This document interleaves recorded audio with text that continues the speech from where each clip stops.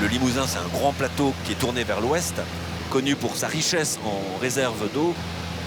L'essentiel du Limousin, c'est quand même un territoire de nature. On est dans une sorte d'océan de verdure. C'est vraiment un endroit magique. Christian Rémy est historien. Il parcourt régulièrement la région pour étudier les châteaux du Limousin. Aujourd'hui, son vol commence au-dessus du lac de Vassivière, dans la Creuse. Il va ensuite se diriger vers les forteresses de la route Richard-Cœur de Lion, en Haute-Vienne, avant de finir son vol sur les bords de la Dordogne, en Corrèze.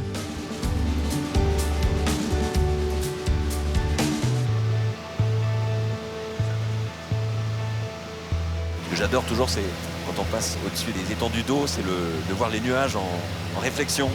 Ouais, c'est sympa, ouais. Un côté miroir qui est très sympa.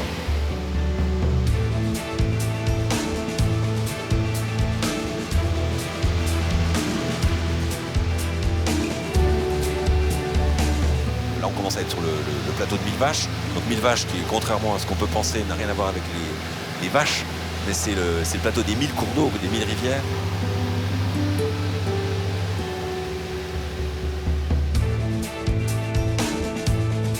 Christian Rémy a publié plusieurs ouvrages sur les châteaux les plus caractéristiques du Limousin.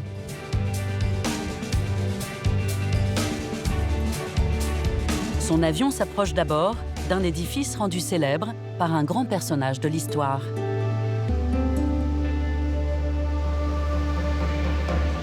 Chalus, c'est vraiment facile à identifier avec le château Chabrol qui se trouve sur le sommet de la colline avec la tour ronde qui lui sert de donjon.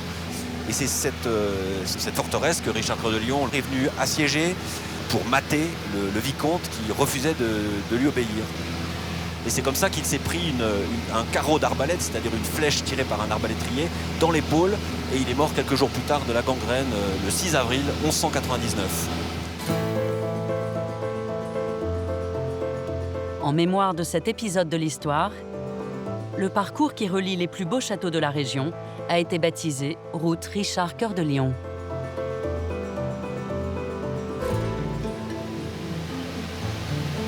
Il y a un lien historique entre le Limousin et Richard Cœur de Lion, puisqu'il était roi d'Angleterre, certes, mais il était aussi duc d'Aquitaine, et le Limousin faisait partie du duché d'Aquitaine.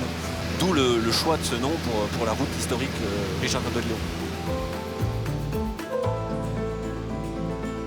Christian Rémy suit cette route pour observer les autres forteresses qui racontent les grandes heures du Limousin.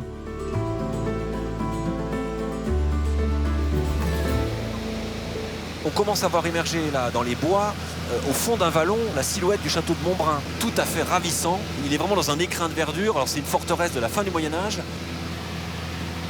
On voit que c'est un tout petit château quadrangulaire avec des tourelles aux angles, avec des petites tourelles qui sont surhaussées pour les cages d'escalier. On a des mâchicoulis, des créneaux partout. L'ensemble était un château et qui au départ était construit sur motte. On voit très bien la motte castrale dans le prolongement du château actuel. Donc la première tour était sur la motte et tardivement on abandonne la motte et on construit l'architecture actuelle. Les étangs sont des aménagements qui ont été créés à l'époque de l'installation du premier château à Motte, puisque ces étangs permettent de noyer les fossés, d'assurer à la fois des réserves de nourriture, puisque ça servait de vivier, et ça servait de défense. C'est une super défense contre les attaques éventuelles.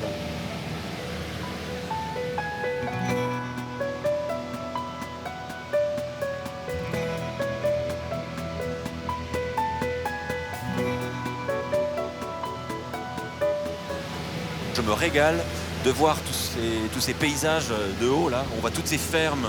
C'est des endroits que j'écume régulièrement en voiture. J'y passe tout le temps là. Et là, c'est vraiment génial de voir ça de haut. Alors, entre la forêt et les pâturages, on prend un bain de chlorophylle là.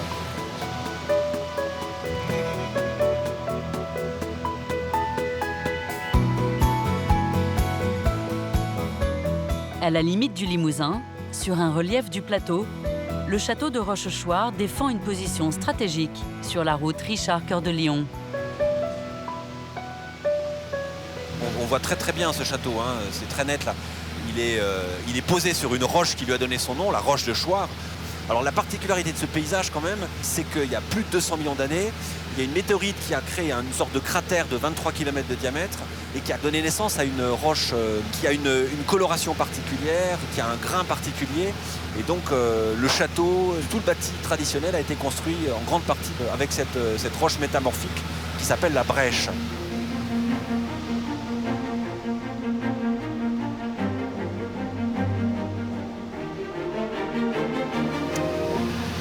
Il faut se régaler du paysage parce qu'on voit très nettement dans la cour intérieure les galeries sur arcades.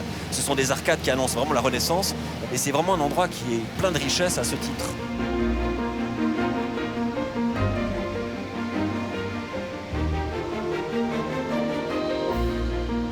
À l'est de la route Richard-Cœur de Lion, l'historien se passionne aussi pour les édifices défensifs de la Corrèze.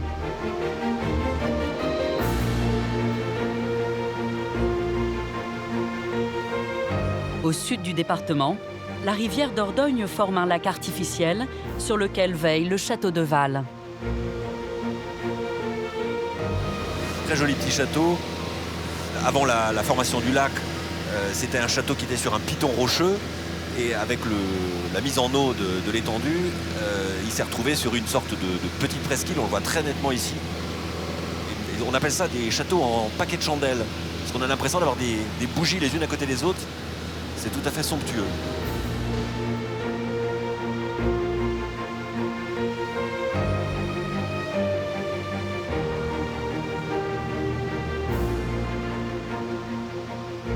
En aval du barrage, la rivière trace son lit à travers des gorges boisées.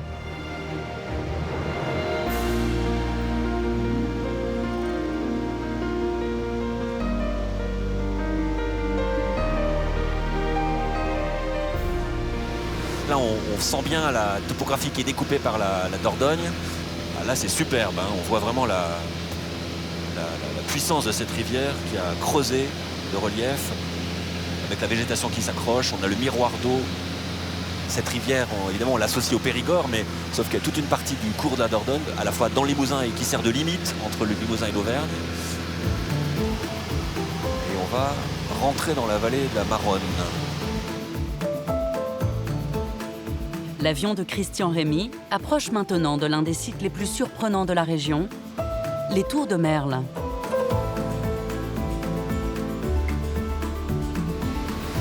Là, on sent ces tours qui se déploient sur le piton rocheux. C'est pas un château qui appartient à une famille avec des domestiques. On a vraiment un véritable village de chevaliers. C'est une agglomération de chevaliers qui s'est développée ici. On n'a même pas d'enceinte pour faire le tour tellement c'est escarpé. Chaque tour se défend elle-même, en fait. Et c'est vraiment un endroit extrêmement magique. C'est vraiment super, hein. Je suis très content de les avoir vus, là. C'est extraordinaire. J'adore cet endroit.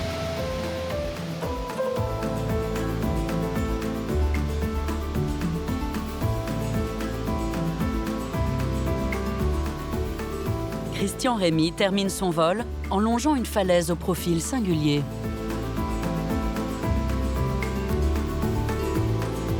Cette masse qui barre le paysage correspond aux fameuses orgues basaltiques de Bord-les-Orgues. C'est une formation géologique en colonne qui est liée aux anciennes formations volcaniques. Là, on a une vue absolument imprenable parce que c'est un balcon sur l'Auvergne. Là, en avion, c'est vraiment parfait. C'est nous qui regardons le belvédère au lieu d'être dessus.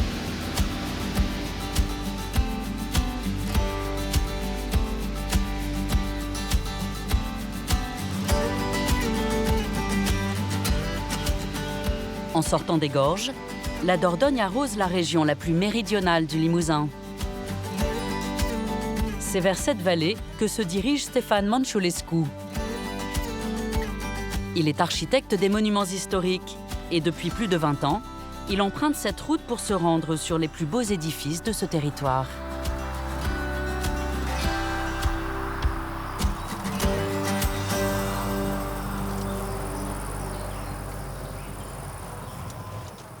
J'ai vraiment une grande familiarité avec le département, avec sa géographie, avec les gens et avec les édifices, bien sûr. J'ai vécu presque 2 vies, une vie en Roumanie, donc je suis devenu architecte en Roumanie. Et quand je suis arrivé ici, j'ai découvert un monde du patrimoine qui est réellement exceptionnel par son organisation, par sa qualité, par les moyens qu'on met en œuvre. Donc pour moi, c'était vraiment une chance énorme de pouvoir faire ce métier de rêve dans des conditions de rêve.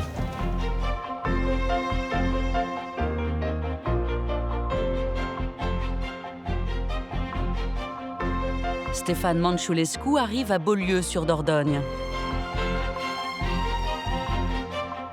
Un village médiéval qui doit sa notoriété à l'un des joyaux de la vallée, son église abbatiale.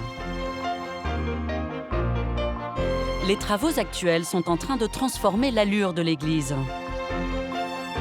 Pour des raisons historiques, l'architecte a choisi de remplacer l'ancienne toiture en lauze par une couverture de tuiles. Alors, ce qui est intéressant, vous voyez bien que le toit, il comporte une géométrie assez particulière. Vous voyez, des vraies vallées, des sillons, et même ce versant du déambulatoire, il a une petite cassure. Donc j'ai un toit qui est arrondi, mais la tuile, elle permet d'épouser ça assez simplement. Alors c'est une fabrication spéciale, comme vous l'avez vu, avec des petits modules et des grands, et ça permet, comme des écailles, de couvrir des formes très différentes. Ça ressemble presque à un animal préhistorique. On a une armure comme ça qui est faite de petits éléments qui se posent partout. Donc on a 7, 8 modèles de tuiles qui sont des modules différents, tailles différentes, qu'on a étudiés de manière à pouvoir couvrir tout. Ces tuiles particulières imposent aussi une technique spéciale. Hop, merci. A, B, C. Chacune est retenue sur le toit par ce petit fil de cuivre. Il faut faire attention à l'avant-dernière là, pour qu'elle soit calibrée par rapport à l'autre. En fait, là, c'était pour la surcouverture, vu qu'on les a resserrées les unes par rapport aux autres. D'accord. Celui-là est facile ou ça? Annie Duplouy est couvreuse depuis 35 ans. Mais pour ce chantier, elle a dû retrouver un savoir-faire rarement pratiqué. C'est intéressant de travailler avec cet architecte, M. Manchulescu, puisqu'il remet en exergue des méthodes anciennes qu'on a un peu laissées de côté, mais qui sont forcément au cœur de nos métiers. C'est sûr que c'est précieux, puisque c'est rare. On peut difficilement appliquer cette technique sur des toits privés ou même publics quand il n'y a pas la volonté de l'architecte en chef. Au-dessus des toits, une galerie de personnages veille sur l'église. Ces modillons sculptés semblent avoir traversé les siècles.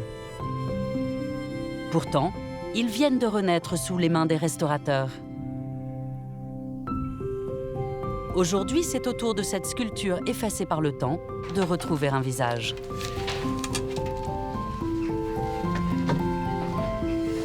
Alors c'est une réplique ou un estampage, un moulage de ce modillon. J'ai fait la réplique pour pouvoir refaire une proposition sur les parties manquantes. Ici, là, vous voyez, il y a un reste d'œil, peut-être de bouche ou de nez. Et donc de là, après, moi, je vais, pour pas le faire directement sur le vestige, je vais pouvoir le refaire sur une partie en plâtre. Pour recréer le personnage, Nicolas s'inspire des sculptures qui ont résisté au temps. Sa version sera ensuite validée par l'architecte avant d'être sculptée définitivement sur la pierre d'origine. Moi, je suis un petit peu les mains de l'architecte, finalement. Je façonne, je modèle par rapport à ce qu'il désire. C'est un travail qu'on fait ensemble. 2 heures plus tard, le modillon est presque terminé. Et je me demandais si cette trace-là, elle est peut-être un peu fortement entaillée. Peut-être que c'est la pierre qui s'est un peu délitée. Parce que sur le profil, je pense que là, on pourrait rajouter un peu de matière. C'est juste ça. C'est comme si on le regardait de profil, plutôt comme ça. Que l'entaille du nez ne soit pas aussi forte. D'accord. Oui, mais c'est vrai que non, mais en fait, c'est pas tant le trait qui est remis en cause, Oui. c'est la matière qui Oui, est la qui matière, est- là, ouais. Et donc, Ouais. j'ai compris.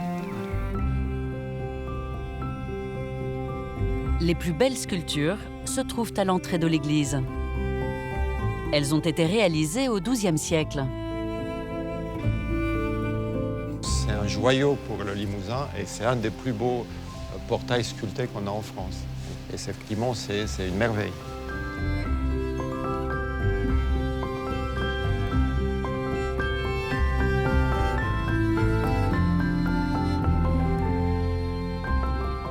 Personnellement, je suis toujours très attiré par le bestiaire, par ces bêtes imaginaires et qui étaient destinées à faire peur. Et puis, une grande finesse dans les petits personnages qui sont des vrais portraits très poussés dans le détail avec leurs vêtements et puis même dans le gestuel. Stéphane Manchulescu restaure cette église depuis 20 ans. À l'intérieur, ces travaux ont permis de retrouver toute la luminosité de l'édifice. On voit ce chœur qui est pratiquement intact, qui est très roman dans ses proportions et dans son rendu. Et on a pu retrouver la lumière d'origine de l'édifice parce qu'en baissant la pente des toits, on a pu récupérer la lumière qui vient par ces petites ouvertures au niveau de la coupole. Donc il y a 3 fenêtres de plus désormais. Et puis au niveau des fenêtres qui donnent dans le chœur, on a l'ouverture complète des CB romanes, et même avec cette petite lumière qu'on a rajoutée dans la galerie, puisqu'on a 3 sorties sur le toit, et aujourd'hui on a 3 lumières supplémentaires qui viennent, donc on est vraiment avec l'éclairage de l'époque.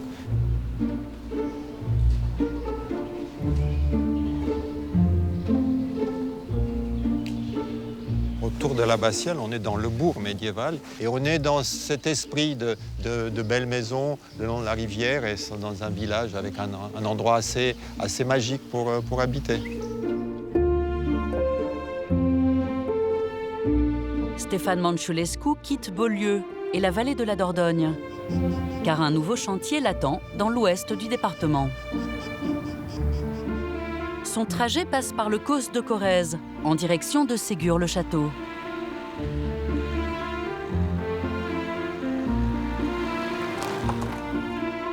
Dans ce village, la forteresse qui surplombe les habitations menace de s'effondrer. Sous l'Ancien Régime, cette puissante seigneurie rayonnait sur la région, car elle abritait une cour de justice.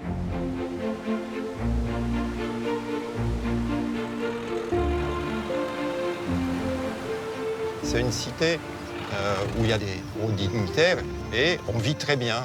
On est pratiquement à la Renaissance à la française. Les maisons sont un peu austères, mais elles sont très confortables et il y a déjà un art de vivre très important. C'est des logis somptueux avec 3-4 niveaux qui sont des hôtels particuliers, mais qui sont quand même ouverts sur l'extérieur. Puis il y a plein d'éléments d'architecture très authentiques, ces ouvertures avec les croisées en pierre. On est dans quelque chose qui a très bien été conservé. Là, on prend la rampe qui donne accès au logis. On traverse sous le logis ancien avec ses fenêtres romanes. Et là, on est au droit du pont-levis. L'architecte a débuté ce vaste chantier il y a quelques mois seulement. Première urgence, sécuriser et stabiliser la forteresse. Et pour ça, il faut s'attaquer à l'un des pires ennemis des restaurateurs. Le lierre, il est impressionnant, il a une vivacité, on voit bien qu'il va très très bien. Il est le lierre, il fait dans une santé, alors il est en train de repartir, refaire une deuxième couche, c'est assez extraordinaire. Enfin, ça fait peur en même temps. C'est-à-dire que là, on est obligé de faire attention à chaque fois qu'on enlève une partie, parce qu'on a des fois des pierres qui viennent avec. Et bon, il faut observer le mur, quoi. Il faut essayer de le lire assez attentivement. Donc là, on voit bien la racine. Ben, elle bouge, j'en suis sûr que là, si je fais un peu de biche avec mon ciseau, vous voyez, voilà. Et après, cette pierre-là n'est plus tenue. Ça a rongé la pierre qui était derrière. Donc nous, le but de sécuriser, ben, on va rebâtir une pierre pour éviter que le mur se déforme. C'est des moments privilégiés, c'est-à-dire on découvre l'édifice, on voit en fait ce qu'il est réellement, en quoi il est fait, comment sont ces mortiers, est-ce qu'il y en a encore, est-ce qu'il y a un peu de décor, comment ont été taillées cette pierre, on redécouvre des ouvrages qu'on ne connaissait pas. Derrière l'épaisse couche de lierre, l'architecte a remis au jour cette chapelle du XIIIe siècle, qui menaçait de s'effondrer. C'est une chapelle importante, elle est très ancienne. C'est d'ailleurs ce qui a justifié le classement de l'édifice. Ça a commencé, c'est un édifice qui est classé en 1840. On est dans la partie la plus prestigieuse de l'ensemble. Il faut être respectueux, il faut comprendre le maximum de ce que l'édifice raconte. C'est un peu le challenge.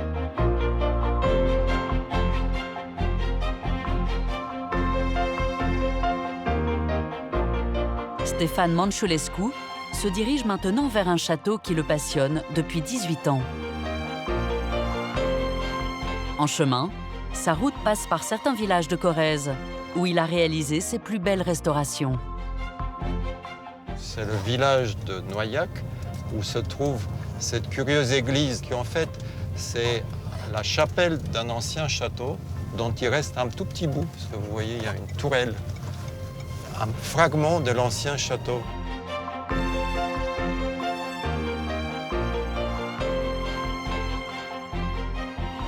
À quelques kilomètres, l'architecte arrive en vue d'un des sites défensifs les plus originaux de la région, le village de Curmonte.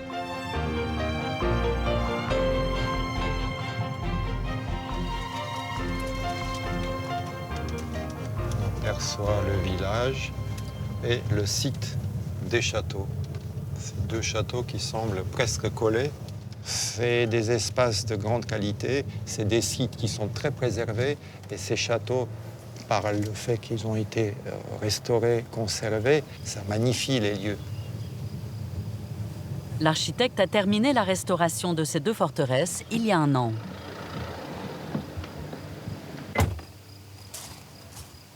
Alors c'est deux ensembles assez uniques parce qu'en fait c'est les résidences de deux familles amies qui ont régné en co-seigneurie, donc dans des bonnes relations, en bonne intelligence. Donc le premier château, celui-ci qui est plus massif, le château des Plats, se caractérise par un gros volume sur 4 niveaux. Et après, c'est le château Saint-Hilaire. Ce qui est intéressant, c'est qu'avec le temps, les deux co-seigneuries ont fondu dans une même et le château a suivi ce mouvement. Donc le château a été unifié par une partie bâtie au milieu qui a relié les deux volumes. Donc on s'est retrouvé avec un seul bâtiment qui symbolisait aussi l'unité de cette co-seigneurie. Ces deux portes qui donnent aujourd'hui sur le vide sont les derniers témoignages du bâtiment qui reliait les deux tours.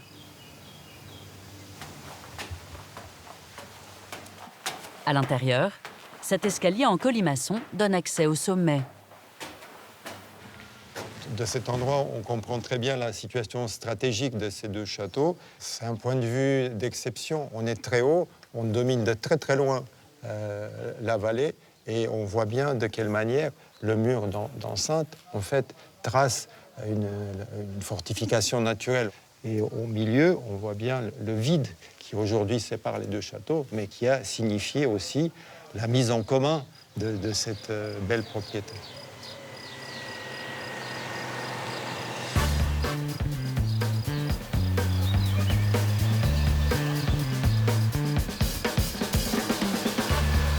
Au sud de Limoges, cette route traverse le bocage de Haute-Vienne.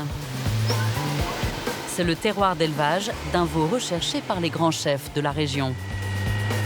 Le veau, c'est vraiment la signature gustative du Limousin. C'est la rencontre d'une race et d'une façon de faire. Gilles Dudognon est en route pour une escapade gourmande. Il part à la rencontre des meilleurs producteurs de sa région. C'est indispensable d'être comme ça, au contact avec la nature d'abord et avec les gens qui font ce qu'on met dans nos assiettes. Ce matin, le cuisinier a rendez-vous dans les pâturages avec de jeunes éleveurs. C'est un couple fabuleux. Eux, ils incarnent la passion parfaite dans une seule optique, la qualité.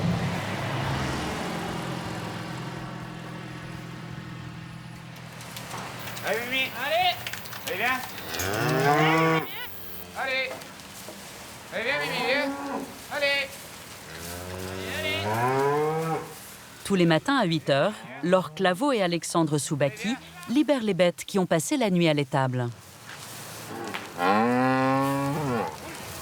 viens, Mimi, là, viens! C'est super agréable. C'est le moment de la journée où les animaux sont les plus calmes. Parce qu'ils se réveillent, ils reprennent leur rythme de la journée. Et c'est là où on voit on peut tous les voir en même temps. Là, les veaux pour la plupart, ils vont aller téter, on va les voir se lever. Donc oui, et puis c'est super sympa, t'es au milieu de la campagne, t'entends les oiseaux, donc ouais, c'est un moment qu'on loupe jamais. Il y en a combien là, ici, de veaux des veaux là, Il y a 11 veaux aujourd'hui. Il y a 17 mamans. Je suis toujours ému quand je les vois comme ça. La première tâche de la journée consiste à observer attentivement chaque animal pour vérifier que tout le monde se porte bien. Il y a Mimi. Là, ma fille, là. Là, mon Mimi. Oh, gros calme.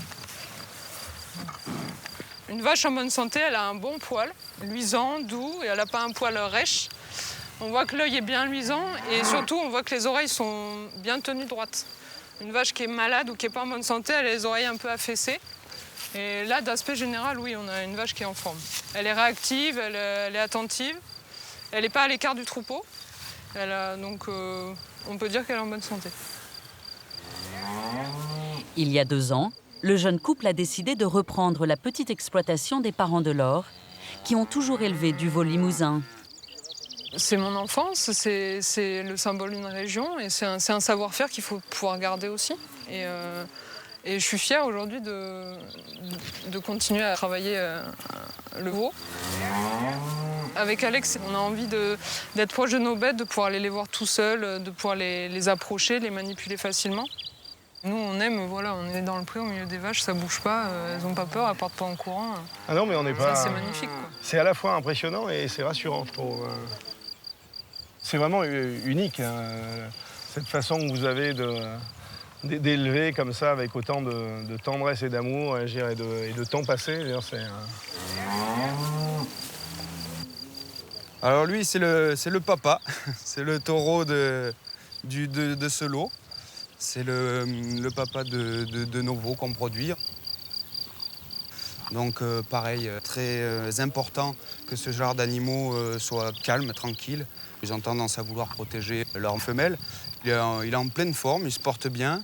Il nous font des beaux produits. C'est un bon taureau, voilà.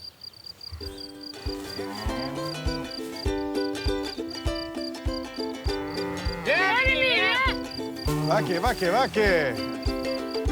Viens, Mimi, viens. Minette, allez, viens, Mimi, viens. Cette proximité avec leurs animaux permet à Laure et Alexandre de déplacer facilement leurs troupeaux d'un pré à l'autre en fonction des saisons. On les change de pâture parce qu'il n'y a plus beaucoup d'herbe dans l'autre pré. Allez. Elles ont l'habitude de prendre la route, c'est des chemins qu'on prend tous les ans de la même façon. Elles connaissent le chemin et il faut juste faire attention aux petits veaux parce que eux, comme ils sont nés de l'année, ils connaissent pas forcément le chemin. Donc, mais bon, ça se fait tranquillement.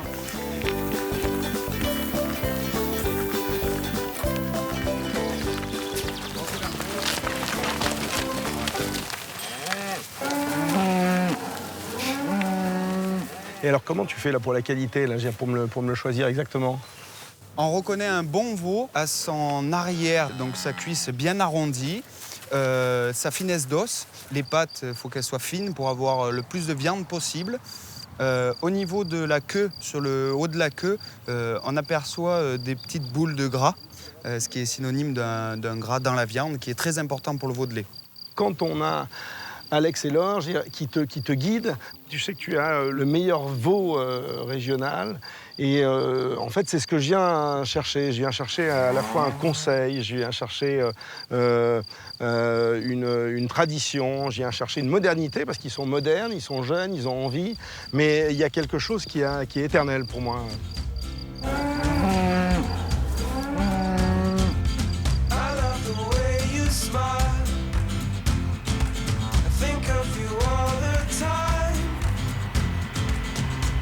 Dans ces restaurants, Gilles met en valeur toutes les saveurs du Limousin.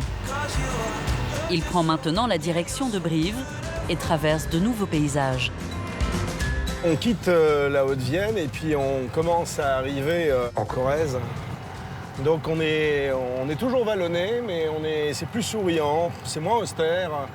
De toute manière, en Limousin, dès qu'on se balade, dès qu'on bouge, on est sur des collines. Donc derrière une colline, on a toujours une surprise. On ne sait jamais ce qui se passe. C'est vrai que c'est une terre qui se prête parfaitement à la balade. Et c'est toujours amusant, on a toujours l'impression de partir vers le sud.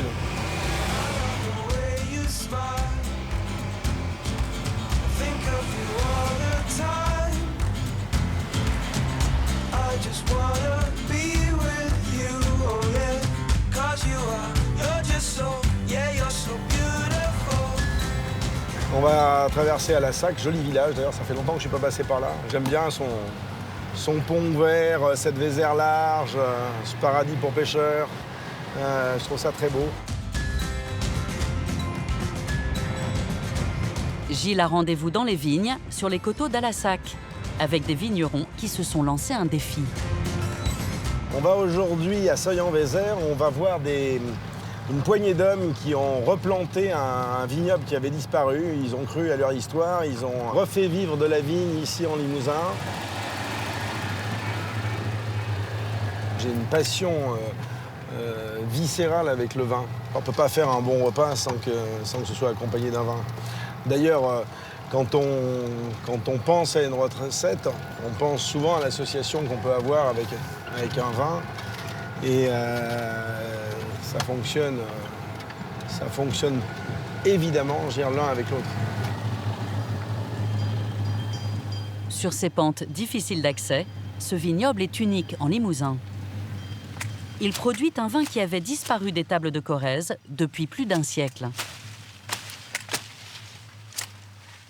Ce coteau est fait pour la vigne. C'est notre meilleure parcelle de chenin blanc. Parce que la configuration en amphithéâtre fait que nous avons une vigne qui est à la fois extrêmement bien ventilée, les vents viennent tous de l'ouest, extrêmement bien aérée et ceci dit également qui est bien exposée. Le chef cuisinier est venu rencontrer René Maury, le responsable du domaine.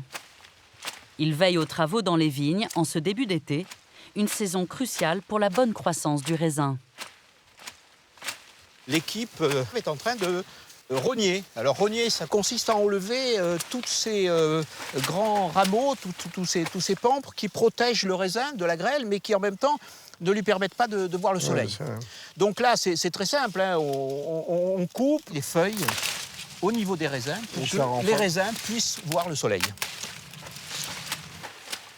La renaissance de ce vignoble est une affaire de passionnés parce que tout avait disparu au moment du phylloxéra. Tout avait été ravagé. Alors qu'en plein milieu du 19e siècle, sous nos yeux, il y avait 16 000 hectares de vignes. Donc, il y a 20 ans, une dizaine de passionnés ont décidé tout simplement de replanter de la vigne comme le faisaient nos grands-pères ou plutôt nos arrière-grands-pères, c'est-à-dire sur les collines de schiste. Ce que je trouve, c'est l'infinie beauté de ce lieu. C'est un endroit qui est assez incroyable parce qu'on ne se croit pas vraiment en Limousin. La présence de la vigne amène une curiosité. Cette vigne, ce lieu, faire revivre ça, je trouve que c'est absolument magnifique. Au fil des ans, la petite coopérative de René Maury rachète des terrains pour étendre le domaine. Les coteaux autrefois en friche changent de visage. Nous sommes fiers d'avoir fait revivre ce patrimoine. Nous sommes des embellisseurs de paysages. Nous redonnons à ce bassin de Brive probablement l'image qu'il avait il y a 1 siècle, 2 siècles ou 3 siècles. Nous arrivons donc à la parcelle qu'on appelle la parcelle de la Cabane Bleue, qui est une de nos parcelles de Cabernet Franc sur la commune de Voutzac. Et donc, comme son nom l'indique, la cabane est bleue. Alors pourquoi est-elle bleue? Parce que pendant des décennies, les grands-pères successifs, tous vignerons, ont purgé leur sulfateuse de bouillie bordelaise sur les murs de la cabane et probablement sulfaté la treille qui se trouve sur la cabane. C'est magnifique comme effet. On n'est pas bien là? On n'est pas bien. C'est toujours cette même formule en Limousin. On ne dit pas on est bien, c'est on dit on n'est pas bien. Pour la dégustation, Gilles a apporté une terrine maison qui se marie parfaitement avec les vins du domaine. Et on est sur un 2016. Ces viticulteurs produisent des vins biologiques pour lesquels ils viennent d'obtenir une appellation d'origine protégée. L'esprit de notre cave, l'esprit de notre association, c'est de faire un vin de qualité, c'est-à-dire un vin de vigneron. Voilà, c'est ça qui nous motive, c'est ça qui nous intéresse, de faire un vin de vigneron qui ait les caractéristiques de l'endroit. Hein, on sent déjà au nez la fraîcheur, le côté schisteux. Hein, Je le trouve parfait. Il est très net, très franc, puis c'est un vrai blanc sec. C'est une preuve d'amour et c'est la preuve que quand on a une volonté comme celle qu'ont eu tous ces gens, qui est passionnée, on arrive à faire un résultat et on a fait à revivre un terroir.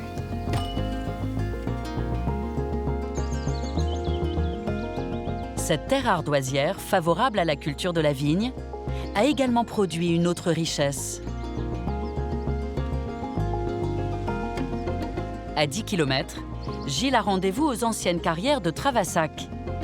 Les ardoises extraites ici couvrent encore aujourd'hui de nombreux monuments historiques français. «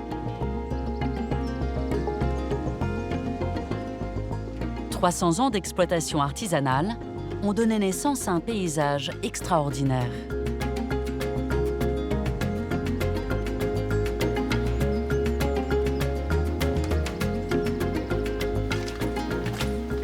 Aujourd'hui, il n'y a pas d'autre site connu dans le monde qui ressemble au pan de Travassac. C'est un site qui avait été abandonné à la fin des années 50 et depuis la végétation avait repoussé. Et quand on pénétrait à l'intérieur, on avait l'impression de découvrir un temple au milieu d'une grande forêt. Ça donnait une dimension un peu irréelle et ça donnait véritablement envie d'en faire quelque chose. Depuis 25 ans, Jean-François Buja réhabilite le site et l'ouvre à la visite. J'ai eu à cœur de faire revivre ce site parce que c'est le témoignage du passé des ardoisiers de Travassac et c'est la longue histoire du village et du métier d'ardoisier. Pour exploiter la carrière, les gens sortaient les blocs d'abord avec de l'explosif et ils commençaient à travailler en partant du haut des filons et ensuite ils descendaient comme ça en zigzag et ça pouvait descendre jusqu'à plus de 100 mètres de profondeur. Et on voit encore sur les parois quelques traces de ce travail. Et notamment ici, par exemple, on voit bien le forage qui a été fait en descendant et l'emplacement de l'explosif. Donc les cartouches de poudre étaient ici. Ça a permis de détacher ce bloc-là sans briser la paroi, puisque ça aurait été très dangereux si la paroi avait été abîmée. C'est un côté un peu canyon, un peu désertique. Je ne m'attendais pas du tout à voir ça. Je trouve ça saisissant. On a l'impression que c'est naturel, on a l'impression que ça a toujours été comme ça. C'est plein de charme. C'est un côté romantique, pas du tout industriel. C'est très beau. Jean-François Buja exerce toujours le métier d'ardoisier. Dans ce décor insolite, il fait découvrir toute la richesse de son artisanat.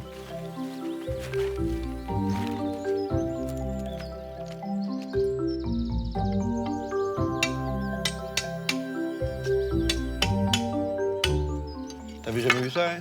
Non, j'ai jamais vu ça.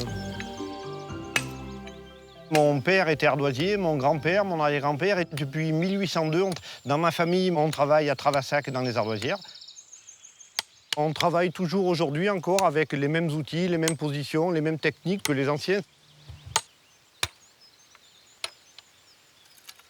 Je suis stupéfait. Stupéfait par la précision, par la régularité, par le côté artisanal, et c'est parfait. On avait commencé une fois à présenter un peu de fromage, des choses comme ça là-dessus. Mais on peut aller plus loin pour faire une table, bien sûr. Mais on a un endroit où on doit faire un pavage, donc on va essayer d'en discuter parce que je crois qu'on est au bon endroit. Je vais la dessiner un petit peu, et on va faire une carré, c'est plus facile. D'accord. Pas vous faire mal surtout. Voilà. Après ça va tout seul. D'accord, c'est un peu plus dur qu'une tranche de jambon, mais okay. Il faut l'écarter un peu de l'enclume, voilà. Je suis plus à l'aise avec la côtelette et le gigot, moi. Ah ben oui, mais... Je me concentre, hein, là, ça me... Ah ouais, c'est ça. Ça me crispe aussi, hein. C'est un métier. D'accord. Ça reste de la pierre, il faut taper un peu quand même. Allez, voilà. Réussi celui-là. Alors là, chapeau, parce qu'il n'y a pas beaucoup de monde qui arrive. Là, celle-là, elle est réussie. C'est une pièce unique. Je crois que j'ai mon CAP. J'ai eu mon brevet d'ardoisier. La preuve, quand même, c'est joli.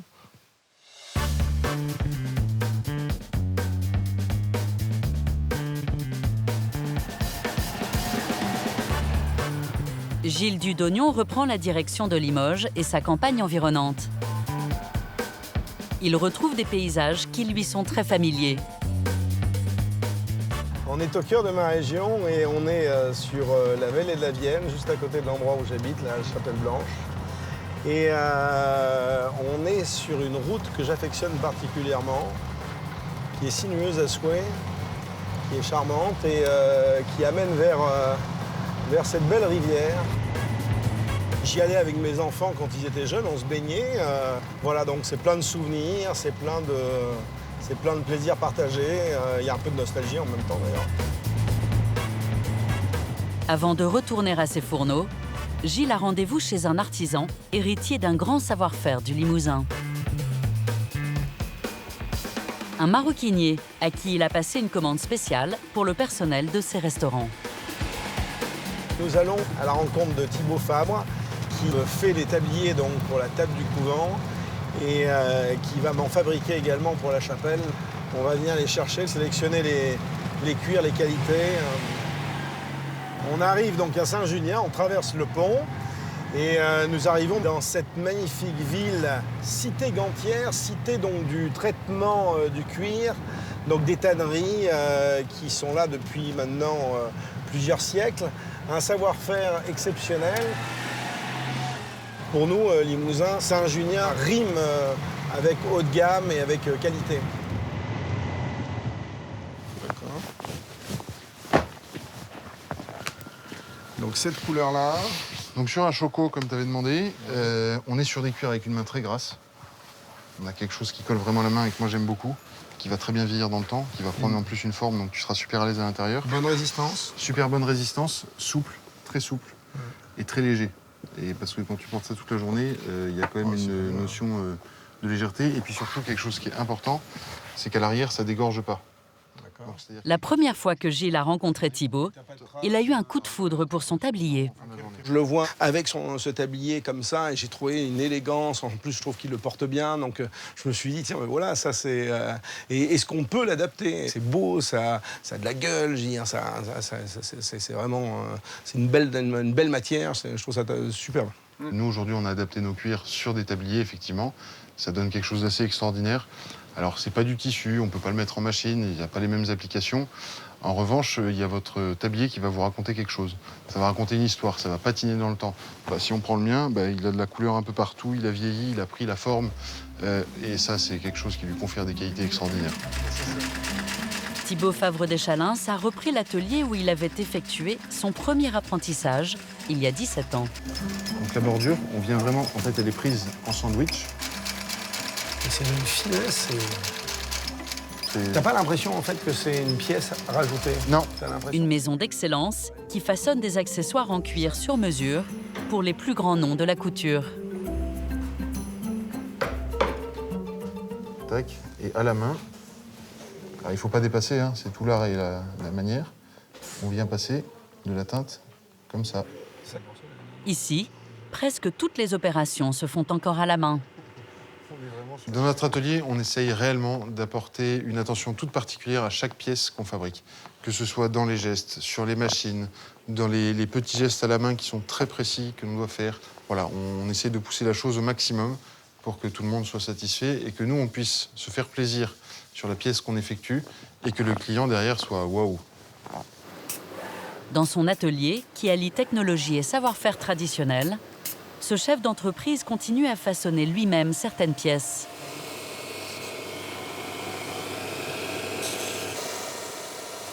C'est un réel plaisir de faire ce boulot. C'est mon métier. Je suis maroquinier. J'étais formé à faire ça. Mon métier, c'est la table. Donc c'est vraiment ce qui me stimule et ce qui m'intéresse. Donc c'est mon moment magique. Voilà. Voilà.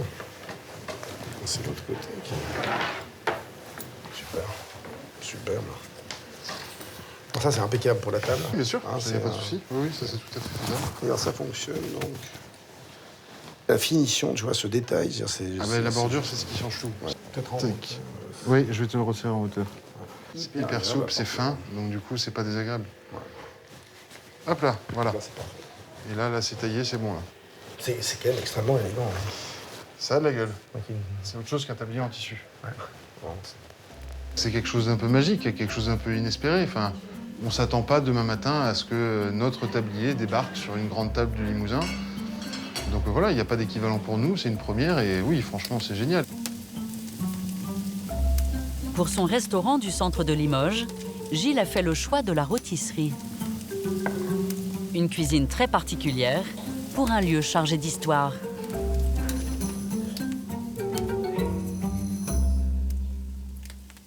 Nous sommes dans un couvent du XIIe siècle. Cuisiner à la cheminée, ça s'impose, quoi. En fait, c'est la cohérence du lieu, de la région et aussi de la qualité de ce qu'on y fait, de ce qu'on y sert. Aujourd'hui à la carte, voilà. Côte de veau du Limousin. Donc l'idée, c'est de faire une cuisson en 2 phases et en 2 temps. C'est-à-dire qu'on commence à marquer, ensuite on retire, ensuite on va la cuire au beurre, mais à la cheminée. Quand on va la rouler au beurre, on va lui donner donc un peu de coloration. Là, on va le mettre avec de l'aluminium dessus, ce qui va faire un effet de condensation. On va récupérer un peu de jus d'ailleurs, qu'on pourra très bien mettre dans les girolles. Et ensuite, on va la laisser tirer la viande. En fait, une viande, il ne faut pas la brusquer. Il faut, à un moment, lui donner la cuisson. Et la cuisson doit en fait être par pénétration lente.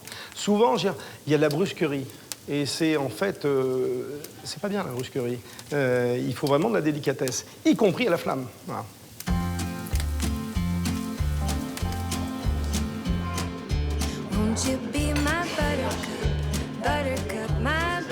Les pianos de cuisine, sur lesquels sont préparés les accompagnements, sont installés dans la grande salle du restaurant. C'est pour ça qu'on va commencer à poêler les girolles. Ça marche. Ce sont les premières girolles d'ici. Donc ça vient du plateau, hein. On est toujours un peu en Corrèze. Alors là, c'est pareil, hein. On les violente pas. Quelques échalotes qu'on fait fondre. Et après, on les roule. On les roule tendrement. Et au dernier moment, persil ciselé. Juste pour amener un petit peu de fraîcheur. On respecte le produit, il n'y a pas d'invention. Hein. Mais par contre, on est vraiment au cœur du Limousin.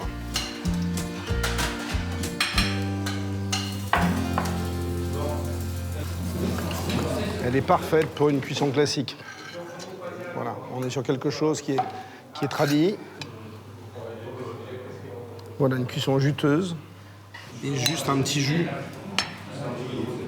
Juste un petit jus pour terminer. Tout ça pour ça. Voilà. Tout ça pour ça. Il n'y a plus grand-chose à dire. Pour moi, là, il y a la quintessence de ce que nous sommes. Vraiment. Et c'est vraiment le produit phare. Et quand on le goûte, quand on l'a en bouche, quand on est en train de finir et de goûter ce veau-là, c'est absolument remarquable.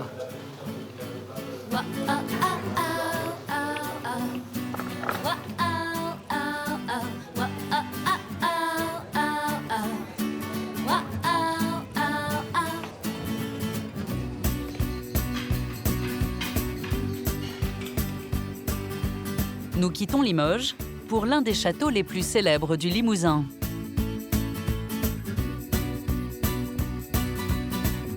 À l'ouest de la Corrèze, ces pâturages sont le berceau d'élevage des meilleurs chevaux de selle français.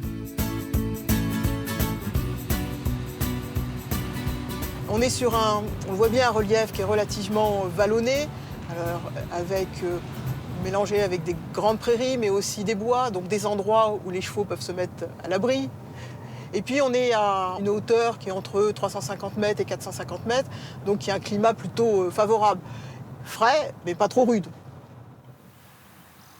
Florence Colette se dirige vers le château de Pompadour pour réaliser l'inventaire du patrimoine équestre de la région. Pompadour est un joyau du patrimoine équestre parce qu'il a traversé les temps, parce qu'on a 450 ans d'architecture équestre qui se décline depuis une écurie du XVIIe jusqu'à des installations très modernes, parce que c'est le siège d'un rat royal, puis impérial, puis aujourd'hui national.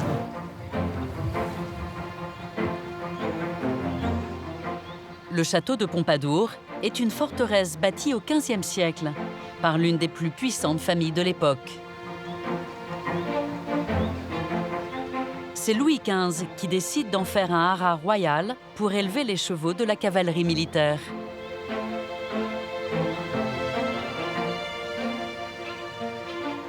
Florence Colette est venue voir cet édifice, une des plus belles écuries anciennes encore conservées en Limousin. Il s'agit là d'un bâtiment assez exceptionnel, dédié au cheval. Le cheval est un animal noble pour lequel on n'hésite pas à faire des constructions qui sont des constructions luxueuses, quasiment à l'égal de l'homme. On le voit ici, avec cette construction, on n'a pas hésité à y faire ces échauquettes qui magnifient effectivement le bâtiment, mais aussi l'animal qui l'abritait. Nous sommes à l'intérieur des écuries, vaste vaisseau voûté qui pouvait accueillir 60 à 80 chevaux, qu'il faut imaginer autrefois attachés tête au mur, les uns à côté des autres, peut-être séparés par un bas-flanc, en tout cas pas avec les boxes qui sont ici une création plus récente. Pourquoi voûter et pourquoi autant d'espace? Parce qu'en fait les chevaux dégagent de la chaleur et de l'humidité, et que donc il faut de l'espace. Et voûter parce que ça permettait de les séparer de l'étage où était stocké le foin, qui ne supportait pas beaucoup cette humidité.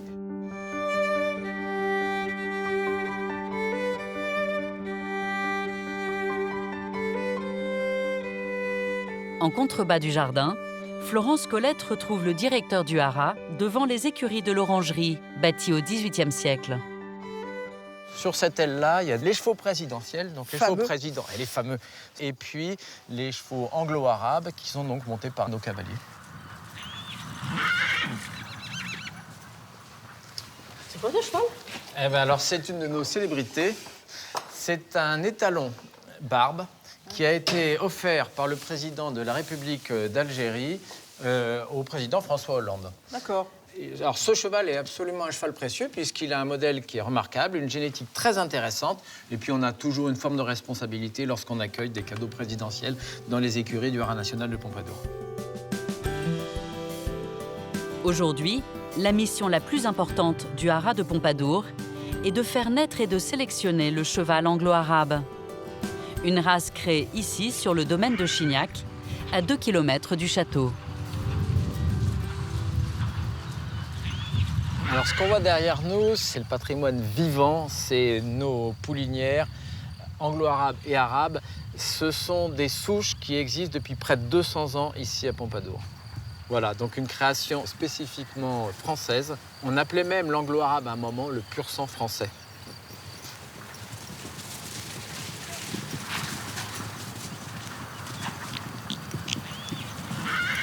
Ce qui est plaisant à Pompadour, qui est un lieu de mémoire, un lieu patrimonial, c'est qu'on a aussi ces jeunes poulains qui sont là, vivants. C'est une vraie réussite parce qu'en fait, c'est tout un patrimoine génétique qui est conservé. Alors pour moi qui m'occupe de patrimoine, je trouve ça génial. Ça va être l'heure de la ration du soir. Oui. Bien content d'aller manger. Ouais. L'élevage de Pompadour reste aujourd'hui encore une référence. Car le haras produit toujours les meilleurs chevaux pour l'équitation sportive de haut niveau. Alors la maman, voilà. Voilà. Alors là, on a une très jolie pouliche qui est née il y a 10 jours. Donc c'est vraiment un bébé. Elle a un très joli poitrail, cette pouliche-là. Elle a un front qui est large, beaucoup d'élégance, voilà. Des petites oreilles qui sont pointées vers l'avant. Et alors, malgré qu'elle soit toute jeune, elle est quand même tout à fait prête à accepter la présence de l'homme. Ils sont très manipulés, et donc ça veut dire qu'ils ne sont pas du tout craintifs. Donc les chevaux qu'on élève ici, on a bon espoir qu'ils soient au top niveau des chevaux de la discipline du concours complet, au niveau français, mais même au niveau mondial. Le bon exemple, c'est qu'on a mis à la reproduction 2 mères performeuses elles-mêmes, puisqu'une était sélectionnée pour les Jeux Olympiques de Londres.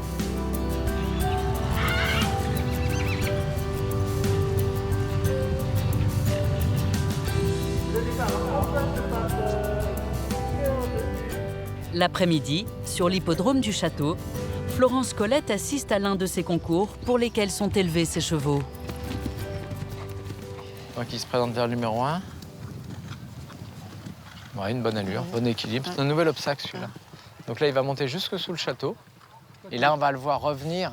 Dans la descente un petit peu difficile, il faut qu'il rééquilibre son cheval avant de se diriger, parce qu'en plus, il y a un petit trou. Voilà, très bien franchi, très bien franchi. Il descend maintenant vers le gué. Premier passage de gué, il y en aura 3. Et vraiment dans la descente, avec une entrée facile. Par contre, il y a une combinaison, c'est la première combinaison, 2 obstacles 1, 2, 3 foulées, très bien franchi. Et il repart comme ça. Un très bon début de parcours. Facile. On a un cadre formidable, qui a une histoire. Et puis aujourd'hui, on a encore cette chance, c'est qu'il y a encore des concours internationaux. C'est assez extraordinaire, quoi. C'est vraiment une chance.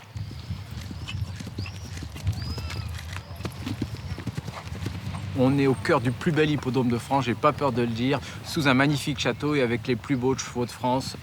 Pour le rat national de Pompadour, c'est une vraie responsabilité de s'occuper de l'ensemble de son patrimoine, aussi bien le château que l'hippodrome, parce qu'effectivement, c'est un lieu dédié au sport, mais c'est aussi un lieu patrimonial qu'on veut faire perdurer au travers des siècles.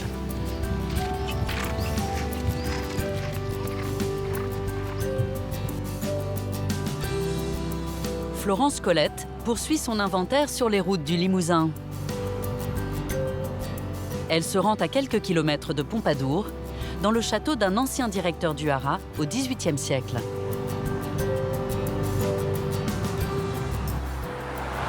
Et bien là, on arrive à Caussac-Bonneval, et ce qu'on voit tout en haut, c'est le château de Bonneval, qui est sur son promontoire.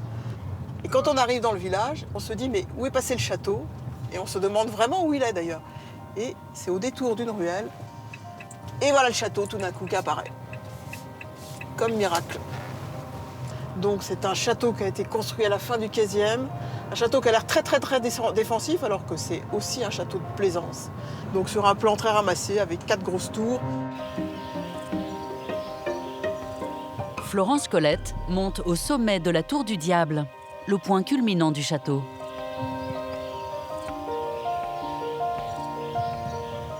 On a un très beau point de vue à presque 360 degrés sur la campagne environnante. Alors on domine un village qui vient s'intriquer avec le château, préexistant au château. Et puis après, il a continué à se construire avec ces maisons dont on voit bien, elles viennent se lever dans la structure que fait le château. Mais la véritable particularité de Bonneval se trouve au cœur de l'édifice. La cour intérieure du château, c'est vrai qu'elle est tout à fait surprenante, elle est très inattendue. C'est une cour un peu renaissance qui a été donc entièrement fermée au 19e, parce qu'avant c'était des chemins de ronde. Mais c'est très surprenant vraiment de trouver une cour intérieure comme ça dans un château féodal. Ce qui est saisissant dans cette composition, c'est la confrontation entre ces colonnes, on peut dire qu'elles sont du tout début de la Renaissance, et puis cette partie de style anglais avec ces briques et ce bois qui a été fait au 19e. Par amour pour ce château, Géraud de Bonneval a changé de vie il y a 20 ans. Je suis né au Brésil et je venais passer mes vacances ici. Je restais rien qu'un mois. Bon, un château pour les enfants, c'est magique, quoi. Après, mon père, quand il est décédé en 97, le château donc m'est revenu. Et là, nous avons décidé avec ma femme de revenir en France pour reprendre le château. Je me sentais obligé et en même temps avec envie de reprendre et de continuer et pour pouvoir le transmettre après à mon fils et j'espère peut-être même plus loin. Je suis le maillon de cette grande chaîne. À l'intérieur, 20 pièces du château ont été décorées par les propriétaires successifs. Ici, nous sommes donc dans ce qui était avant le 19e siècle, un chemin de ronde. Et au 19e siècle, mon ancêtre Hippolyte de Bonneval, qui est resté 56 ans à Bonneval et qui a fait toutes les décorations, a fermé cette galerie, a mis ses vitraux, des vitraux que vous pouvez voir très beaux, colorés. Et en même temps aussi toute une décoration au niveau de la boiserie, notamment... on peut remarquer cette porte de la Renaissance allemande qui représente le martyre de Saint-Pierre et Saint-Paul. Si on regarde, c'est sculpté vraiment dans la masse. On voit vraiment tous les détails et tout des personnages. On pense que ça devait être des portes d'église et probablement dans cette partie-là, il devait y avoir des vitraux. Ces magnifiques boiseries Renaissance ont été achetées aux enchères par l'aïeul du propriétaire et adaptées dans différentes pièces du château.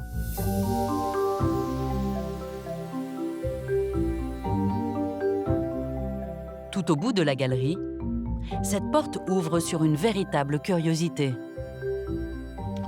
Bon, ici, nous sommes dans la salle qu'on appelle le salon de Diane, Diane de Poitiers, tout simplement à cause de cette magnifique cheminée que vous voyez là, qui a été encore montée par Hippolyte.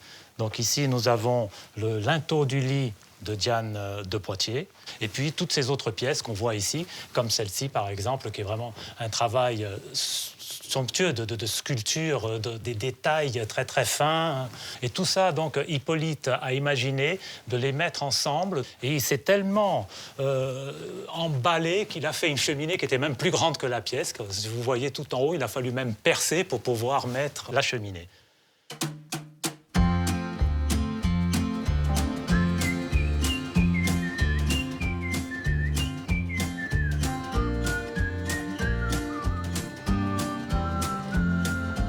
Won't you be my buttercup, buttercup, my buttercup? Won't you be my buttercup and I'll be yours? Les routes du Limousin font partie du quotidien d'Olivia Garnier. Il y a 10 ans, elle a créé une des premières épiceries bio itinérantes de France. Je suis réveillée depuis pas très longtemps, je pars de bonne heure. C'est aussi souvent le lever du soleil. Les bruits sont sourds, c'est plutôt agréable. J'aime plutôt ce moment de solitude. Évidemment, on s'extasie parce que c'est très vallonné, c'est très verdoyant et que la nature est très belle, assez exubérante. Et il y a un côté assez sauvage. Tous les jours, Olivia sillonne le plateau de Mille Vaches. Elle a décidé de vendre des produits qu'on trouve rarement sur les marchés des villages isolés de la Creuse. J'ai une fibre écologique, donc vendre des produits bio, ça a apporté tout son sens. Mais je crois quand même que c'est un prétexte. Ce qui me plaît dans tout ça, c'est le lien social. J'aimais bien cette idée d'aller au-devant des gens. Puis après, tant qu'à faire, autant vendre des choses qu'on aime. Voilà. Olivia arrive à Bourganeuf, le plus important marché du secteur. Won't you be my buttercup and I'll be yours? Historiquement, il y a un marché qui est très ancien, qui est là depuis très longtemps. Il y a une ambiance qui est plutôt agréable. Moi, j'aime bien. Je trouve que c'est très familial, un lieu de rendez-vous. Alors là, le passage est difficile. Il ne faut pas se louper. Ça passe tout juste. Hein. J'ai 10 cm de chaque côté, donc il faut y aller tranquille. Voilà, donc là, c'est ma place. Je suis là tout le temps. Voilà, j'ai ma place attitrée.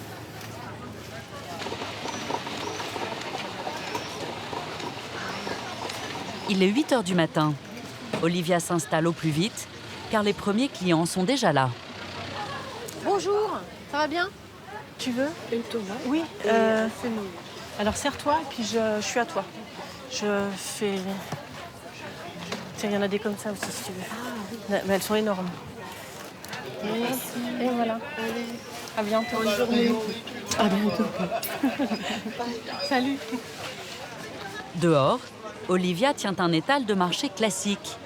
Mais à l'intérieur, elle a aménagé un vrai magasin bio. Moi, j'ai vraiment essayé de réfléchir à recréer un lieu en soi, une espèce de mini-boutique ambulante. Donc c'était essentiel pour moi que les gens puissent monter dans le camion et puissent se servir comme dans n'importe quel magasin, dans n'importe quelle petite boutique. Elle a vraiment beaucoup de produits et c'est du vrai nature qui vient de chez le producteur. Sinon, elle a d'excellentes conserves. J'aime bien tous ces produits qui sont faciles à prendre. Ces confitures, elles sont bien, son miel. Elle a tous les sels, tous les savons. Non, il y a tout. Elle apporte dans les plus petits villages des produits qu'on ne trouve pas facilement dans le coin. Ça évite d'avoir à faire 70 km pour aller jusqu'à Limoges, trouver les mêmes produits. J'ai rendez-vous avec vous. Comment vas-tu? Bien.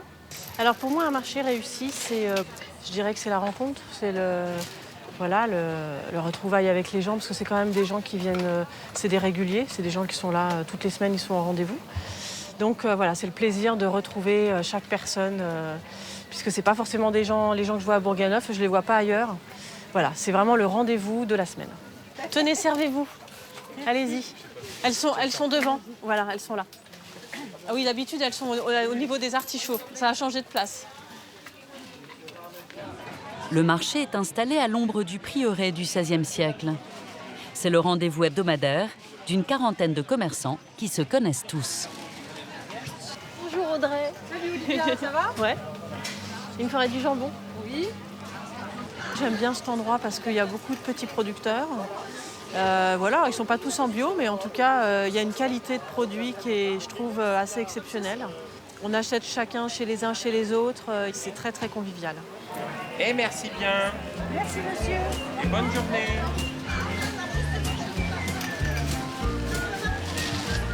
Après le marché, Olivia repart sur les routes de campagne. Mais cette fois, elle va à la rencontre de ses agriculteurs favoris. C'est chez eux qu'elle tente de dénicher la plupart de ses produits. Je me fournis chez des petits producteurs qui me paraissent importants, souvent par la qualité de leurs produits et aussi par l'éthique. C'est des produits que je consomme. C'est plutôt le produit qui m'amène aux producteurs, plus que l'inverse. Et c'est comme ça qu'Olivia a connu les vergers bio de Michel Deslandes. Nous sommes en juin. Sur les arbres, les petites pommes sont en pleine croissance et la saison s'annonce bonne. C'est mieux par rapport à l'année dernière parce que l'an dernier, on a eu du gel, donc j'avais la moitié du verger qui avait gelé. Mais là, du coup, c'est quand même beaucoup plus chargé. Il y a beaucoup de fruits. Ouais. Il y a, tu vois, quand tu arrives sur des grappes où il y a beaucoup de pommes. C'est pour la plupart des variétés anciennes locales qui sont adaptées à la région, donc résistantes aux maladies, elles sont acclimatées. Voilà, là par exemple, un arbre qui est vraiment typique du Limousin, d'ailleurs il s'appelle la belle limousine, c'est la variété. Un arbre, ce qu'on appelle un arbre de plein vent, c'est-à-dire qu'on lui laisse un tronc d'1,50 m à 1,80 m et il fait ses branches après. C'est pas du bastige comme sur les vergers intensifs. Là, il est encore jeune, hein, il a une vingtaine d'années, mais dans 50 ans, il sera au maximum de sa production. Ça vit donc une centaine d'années. On arrive à avoir des arbres qui produisent sur une année 1,5 tonne par pied. C'est phénoménal, voire plus, c'est spectaculaire. Avec ses pommes, Michel fait du cidre et des jus de fruits qu'il vend toute l'année en direct à la ferme. Olivia, du coup, on est d'accord, c'était, tu m'as dit 3 cartons de jus de pomme et 4, 3 jus de pomme et 4 cartons de vinaigre. D'accord. Ouais, tout à fait. Michel, il a une façon de travailler qui est très intéressante. Voilà, et puis humainement, c'est quelqu'un qui est très chouette, que j'apprécie. Voilà, donc c'est aussi un plaisir de vendre ces bouteilles de jus de pomme.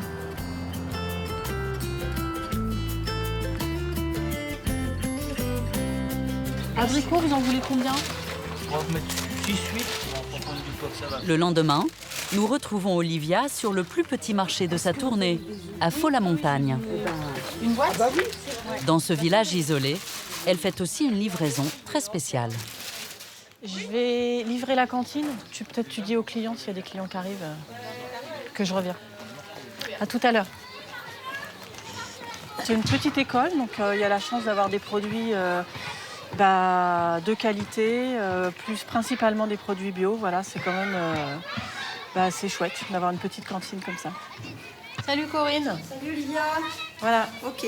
Alors betterave, pois chiche. D'accord, très bien. Voilà. Ça a été les dernières fois? Pas mal, ouais. Les bananes, c'est bien de mettre des petites, pas trop grosses. Ouais. Parce que bon, on n'en donne que la moitié et après, un petit gaspillage. Ce midi, avec les betteraves d'Olivia, c'est menu oriental. Des pois chiches, un jus de citron, un coup de mixeur et le houmous est prêt. C'est aussi pour les enfants, pour éviter de toujours faire la même chose, essayer de leur faire goûter autre chose que les traditionnelles crudités. Puis leur faire manger des betteraves, c'est pas toujours facile. Donc là, voilà, on innove, on va voir. Allez, vous rentrez, vous prenez vos serviettes.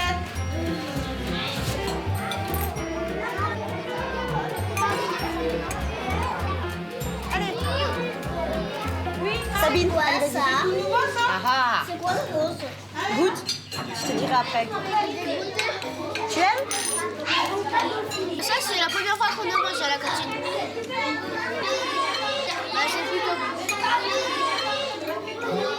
Bah, ça a été mitigé. Les petits de maternelle, on en mangeait pas mal. Chez les grands aussi. Et il y en a d'autres qui n'aiment pas du tout. Voilà, bon, c'est une première, mais je pense que je recommencerai d'ici la rentrée.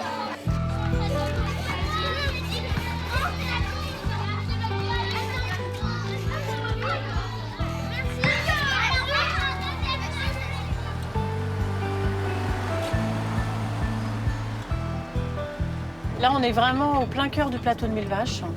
C'est un endroit qui est relativement agréable. En tout cas, on y passe du temps l'été parce que c'est un peu un lieu de baignade.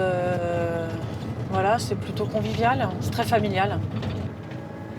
C'est une région qui est pas forcément évidente, qui va pas de soi. Il y a une pluviométrie importante.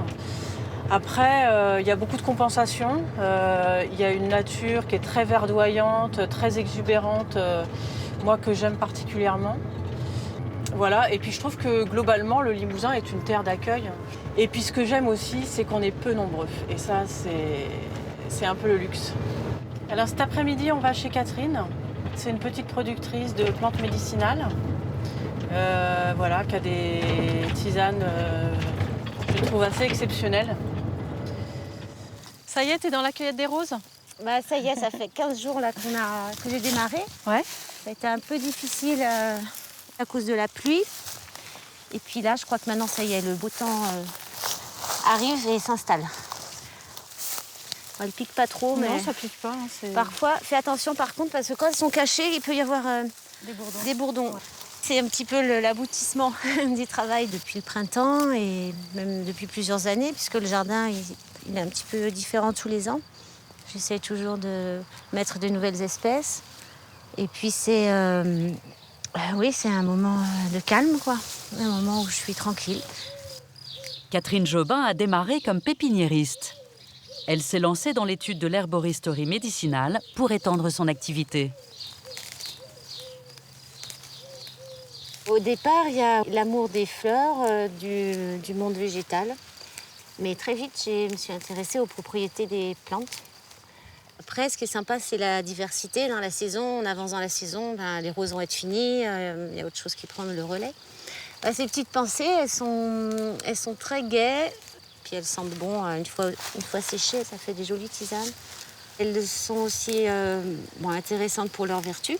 C'est une plante qui soigne tous les petits problèmes de peau. C'est très reposant, très apaisant. On est dans un endroit quand même très paisible. Je dispose les roses sur une claie pour le séchage.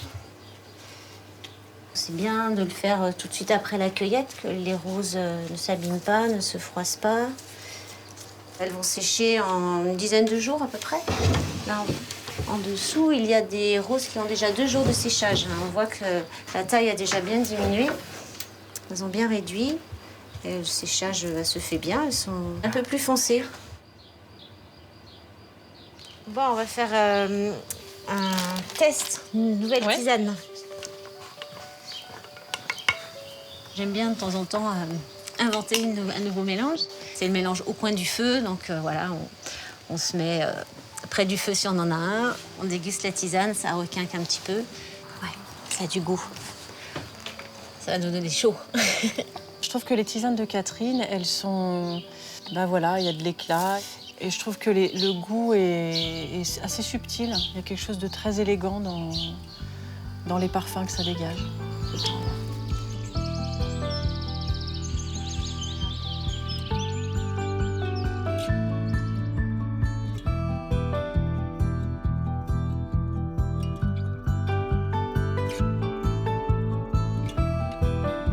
En bordure du plateau de Mille Vaches, le paysage se transforme en une succession de petites montagnes qui annoncent le Massif central.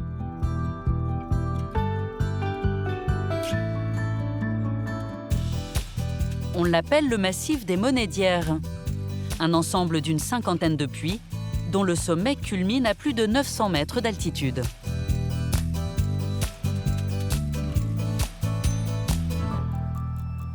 un site naturel très préservé dont le classement est aujourd'hui à l'étude. C'est aussi le paradis des amateurs de parapente. 1, 2 et 3. Voilà, la voile se gonfle. Elle arrive au-dessus de la tête, tu restes debout. Tu restes debout et là, il va falloir accélérer. Des grands pas. On va peut-être retoucher. Toi, 2-3 pas. Ah, c'est fabuleux. Fabuleux. Ah ouais, tout à fait. Ah ouais. C'est fantastique. Voir le paysage de cette façon-là. C'est sympa, hein? Ah ouais.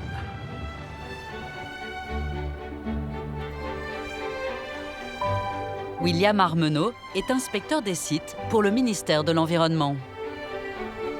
Il connaît bien ce massif, mais il le découvre du ciel pour la première fois. À notre droite, les monts d'Auvergne et monts d'Auvergne granitiques, bien entendu. Et nous, on est sur les monédières. On voit bien toutes ces boursouflures, ces dômes qui ponctuent le paysage, ces dômes très rapprochés les uns des autres.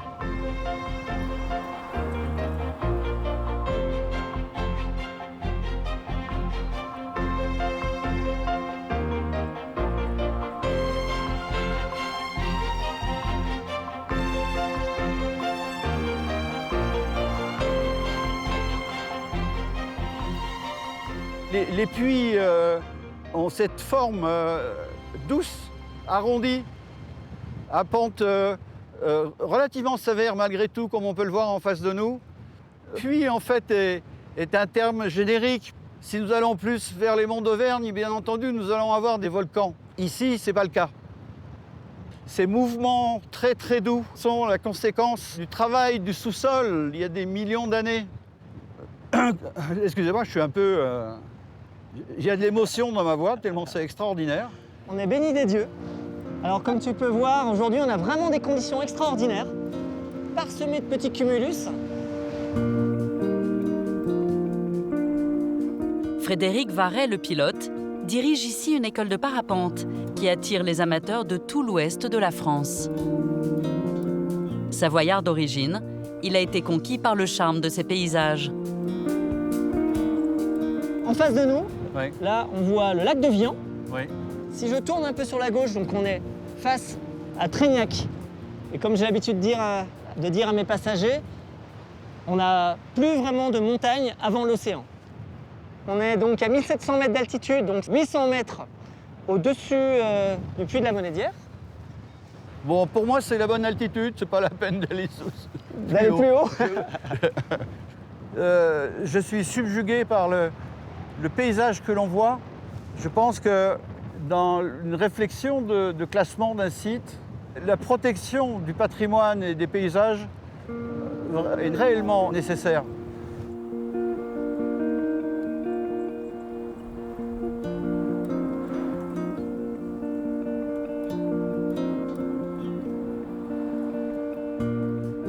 Et puis tu vois, ce qui est vraiment agréable quand on vole ici, c'est ce côté vraiment très très nature, très boisé, quasiment pas construit. Ouais, oui.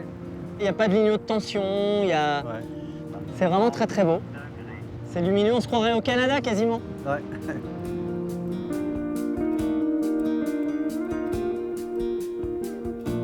Les deux hommes approchent maintenant d'un puits qui est l'emblème des Monédières. Ici, on a le Sucomet, qu'on voit vraiment très bien, avec l'étang de Ganzande, qu'on voit pas normalement quand on est au sol. Il faut vraiment être en l'air pour le voir, parce qu'il est entouré de très hauts douglas. Ce territoire est un patchwork de forêts de résineux, mais aussi, et heureusement, de forêts de feuillus.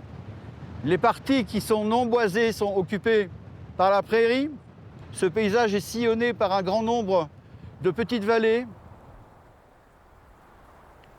Dans ce massif de moyenne montagne, les hommes ont su profiter des qualités naturelles du site. La conjugaison de ces trois puits a créé un cirque naturel. C'est ça. Qu'on appelle le cirque de Freslin, dans lequel un petit village est implanté. Et, protégé du vent du Nord. Protégé du vent du Nord, comme beaucoup d'habitations et les hameaux locaux. Nos anciens savaient habiter le bon endroit. Un temps menacé par l'exode rural, les monédières ont retrouvé un dynamisme grâce à une nouvelle génération de paysans. Là, ce que je te propose, on va aller survoler un petit peu la ferme des monédières. Tu la vois juste là? Oui, tout à fait, ouais. Voilà. En face de nous, la ferme qui est tenue par un jeune couple qui ont développé une agriculture de façon à travailler la lande dans cette ferme un peu isolée.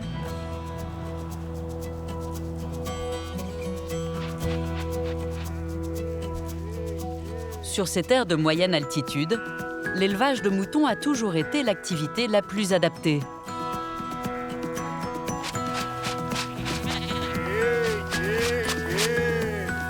Cédric de Guillaume élève ici 250 brebis de race limousine. Et ben là, je viens de rassembler le troupeau. En fait, je me prépare à les sortir de cette pelouse. Cédric a repris l'exploitation créée par ses parents il y a 40 ans.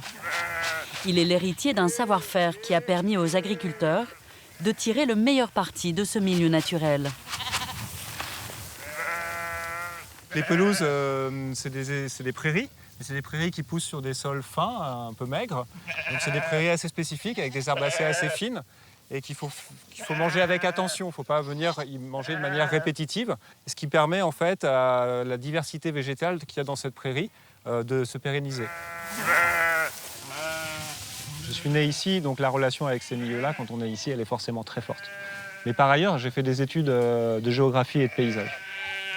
Cette sensibilité-là, je l'ai travaillée dans mon enfance, je l'ai travaillée tout au long de mes études, et je la travaille aussi aujourd'hui, en fait, au quotidien, dans ce rapport à l'élevage et voilà, à la beauté.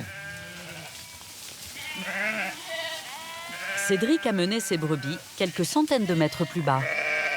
Dans ce vallon, elles vont trouver un autre type de nourriture. Une des spécificités des monédières, c'est l'emboîtement entre plusieurs milieux. Donc on vient de quitter les pelouses sèches et les moutons viennent d'arriver dans une zone humide. Il y a de l'eau en permanence. C'est-à-dire qu'on a les puits, comme ça, dans lesquels il y a les landes sèches. Ensuite, dans les interstices, c'est l'endroit où l'eau va s'accumuler et on peut trouver des grands replats où il y a les pelouses. Et puis là, il y a 3 lignes d'eau, comme ça, qui descendent, dont la principale est là-bas, qui forme une petite rivière. Et puis l'eau a tendance à s'accumuler et un petit peu à stagner, ou en tout cas à ralentir dans ces zones, qui sont les zones humides, voilà, qui gardent de la fraîcheur pendant tout l'été, même toute l'année. Là, on voit des fougères, on se dit qu'il n'y a rien à manger. Si on ouvre un petit peu les fougères, si on regarde dedans, eh ben on voit qu'il y a de l'herbe. Alors, elle est fine, elle n'est pas très épaisse, il n'y en a pas énormément, mais par contre, elle est parfaitement verte, parfaitement feuillue et très intéressante pour les brebis. Il est certain qu'utiliser ces milieux-là, ce n'est pas des évidences. Il y a un travail de réflexion à faire.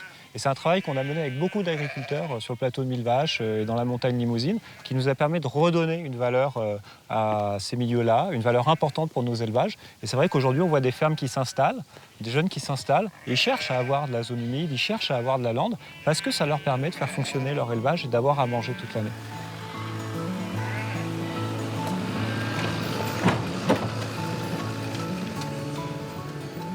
Nous sommes en plein cœur de l'été. Cédric exploite une autre richesse qui pousse naturellement au sommet des puits, la myrtille sauvage.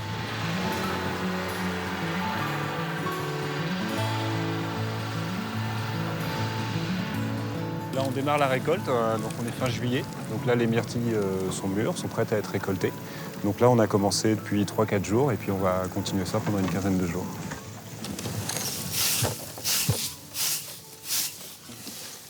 C'est des vrais gestes agricoles. Voilà, c'est le moment, la cueillette, c'est le moment clé de la production. Donc c'est toujours agréable de retrouver ce geste-là. Voilà, le geste paysan, le geste productif. C'est-à-dire qu'il faut que le coup de peigne, ça soit juste un peigne, une caresse. Il ne faut pas piocher, il ne faut pas arracher, il ne faut pas tirer trop sur la plante. Cette année, c'est plutôt une bonne année parce qu'on a une très belle floraison. C'est-à-dire que le risque au printemps, c'est la gelée ou l'excès de pluie. Là, ça s'est bien passé, donc il y a quand même beaucoup de fruits. Au cours de ces dernières décennies, la myrtille sauvage a eu tendance à disparaître des monédières. Alors, pour favoriser le développement de la plante sur ces terres, Cédric de Guillaume aide un peu la nature. Il taille les petits arbres qui poussent sur ces pentes, les sorbiers. On va gérer la densité de sorbier, on va en enlever certains, on va en laisser d'autres, pour pas non plus qu'ils serrent trop les plaques de myrtille. Et ça apporte de l'ombre. Et dès qu'on est à l'ombre, et ben effectivement, le pied... Alors souvent, il y a un petit peu plus de fruits, et surtout, le fruit est plus gros et se conserve plus longtemps, même les étés secs. Parce qu'en fait, la myrtille, ici, on la voit dans les landes, mais à la base, c'est une espèce de sous-bois. Plus petite que la myrtille de culture, la myrtille sauvage se prête aussi beaucoup mieux à la cuisson et aux préparations culinaires. Non. Elle est quand même... elle est assez pulpeuse, assez sucrée. Et après, le meilleur, c'est quand on la met sur une tarte. Vous mettez la table et je vous suis avec les chaises. La récolte a été bonne. Cédric peut ouvrir son jardin au public et servir sa spécialité pour la première fois de l'année. On la recule un petit peu. Quand il fait beau, on peut servir un jus de myrtille ou un sorbet. Et maintenant que la récolte a commencé, on peut servir la tarte aux myrtilles. Je te laisse couper le beurre. Ça marche. Voilà, on va le mettre à chauffer. Alors les ingrédients, c'est très simple. C'est une farine biologique de blé de très bonne qualité. Un petit peu d'eau, un petit peu de sucre, un petit peu de sel. Et puis surtout, un geste ou un plaisir. C'est ma mère qui a créé en fait cette forme de tarte aux myrtilles dans les années 80. Avant, on pétrissait ça à la main, mais c'est vrai que ça nous arrive de faire 12 à 16 kilos de pâtes certains dimanches. Donc c'est vrai que le pétrin a un petit peu raccourci la matinée et simplifié le travail. Les fonds de tarte sont préparés et cuits quelques heures avant l'arrivée des premiers clients. Car le secret de Cédric, c'est la préparation à la minute.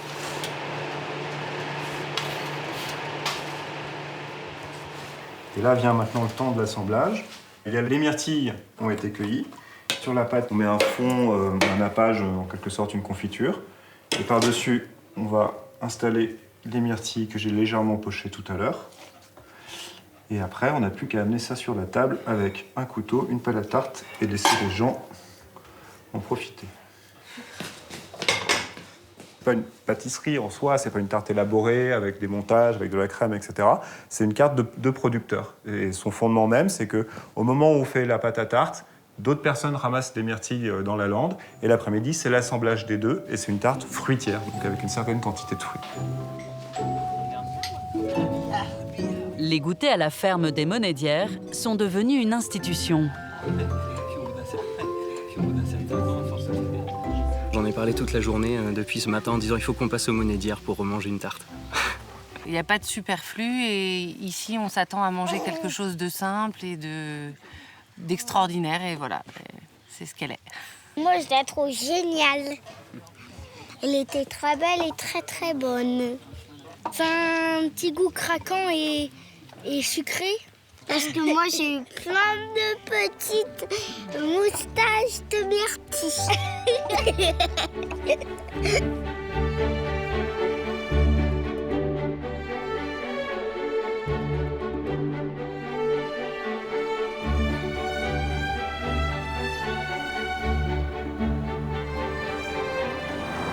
Le lendemain, nous retrouvons William Armenaud.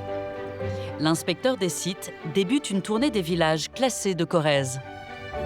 On quitte les Monédières, on va passer d'une altitude de 900 mètres à 600 mètres d'une façon douce et régulière.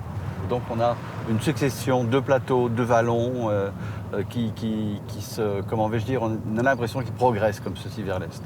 C'est ce qui fait le charme et surtout la richesse patrimoniale et paysagère du département. William Armenaud longe cette rivière, la Corrèze. Elle prend sa source sur le plateau de Millevaches et traverse tout le département.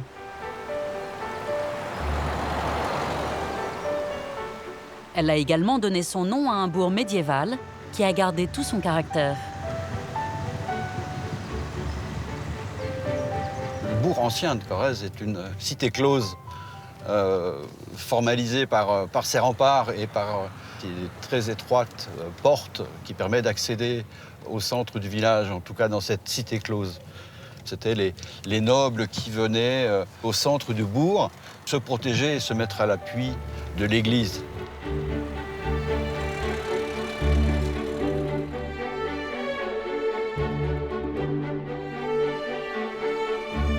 50 km plus au sud, William Armenaud arrive en vue de l'un des villages les plus prestigieux de la région.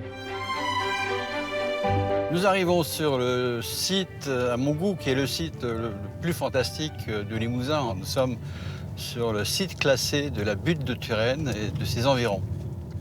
Ce château imposant qui occupe tout le sommet de cette butte, il est extraordinaire parce qu'il était à l'image de la force, de la puissance qu'avait la vicomté de Turenne.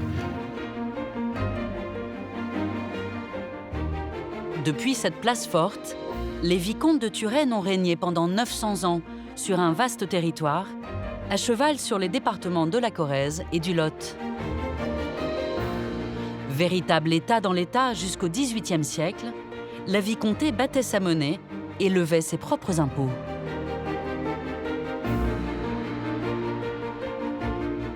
Nous avons, du haut de cette tour César, une vue extraordinaire, remarquable, sur l'ensemble du paysage à 360 degrés autour de nous.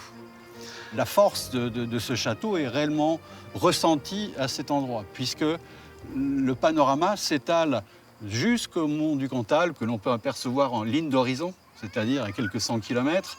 Le Causse qui vient border le château et le village qui s'égrène tout le long de la pente à partir du pied de la falaise.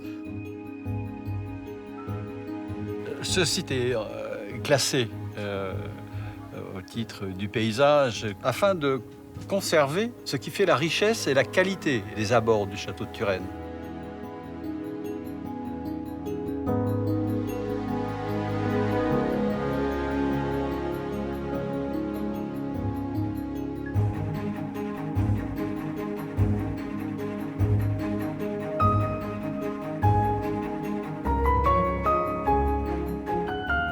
William reprend son chemin. 6 km plus à l'est, protégé par ses collines, apparaît le bourg médiéval de Collonges-la-Rouge. Une cité qui doit sa notoriété à sa couleur, réapparue il y a seulement une cinquantaine d'années.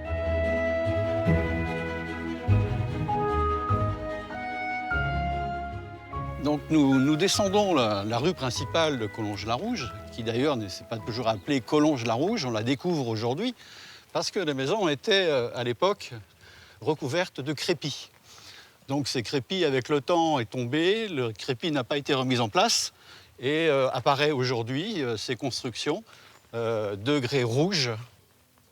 C'est vraiment un village représentatif de la force d'une époque, avec ses petites ruelles, ses angles, ses recoins, etc. Il y a une beauté tout à fait naturelle de par la construction et de par, bien entendu, l'homogénéité et l'utilisation du grès qui fait que cette ville est tout à fait remarquable. Le village possède une trentaine d'édifices classés ou inscrits aux monuments historiques et quelques curiosités.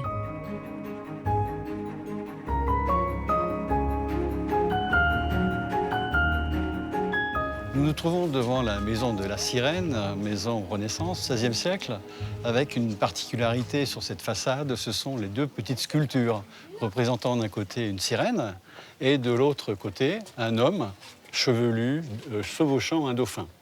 Ce sont des sculptures un peu moralisatrices parce que la sirène attirait les hommes et l'homme chevelu sur son dauphin allait les récupérer. Dominées par l'Église, les maisons nobles du XVIe siècle racontent le temps où Collonges-la-Rouge prospérait grâce au commerce du grain et du vin. William Armenaud a maintenant rendez-vous au manoir de Vassignac, dont les travaux de rénovation viennent de débuter. Le château de Vassignac est un château représentatif en termes d'architecture. Il est équipé d'échauguettes, de poivrières, équipé d'une tour de guet, à partir desquelles on voyait très très loin le paysage et on voyait arriver l'ennemi. Les nouveaux propriétaires vont bientôt commencer la restauration d'une des façades à l'arrière du manoir. Alors toutes les essuries vont être changées, l'ensemble. Elles sont très abîmées par le temps. Donc elles sont refaites donc, à l'identique. C'est très passionnant de restaurer ce château. On voit les choses avancer rapidement et la beauté d'un tel monument. Parfois, je fais rentrer des personnes et je leur fais visiter aussi, bien sûr, à l'extérieur et même des fois à l'intérieur. Je prends leurs conseils et leur avis aussi. C'est très intéressant et passionnant. Ce château démontre la richesse de Collonges-la-Rouge, de par sa stature, son ampleur, sa qualité architecturale. C'est vraiment un château de très bonne facture.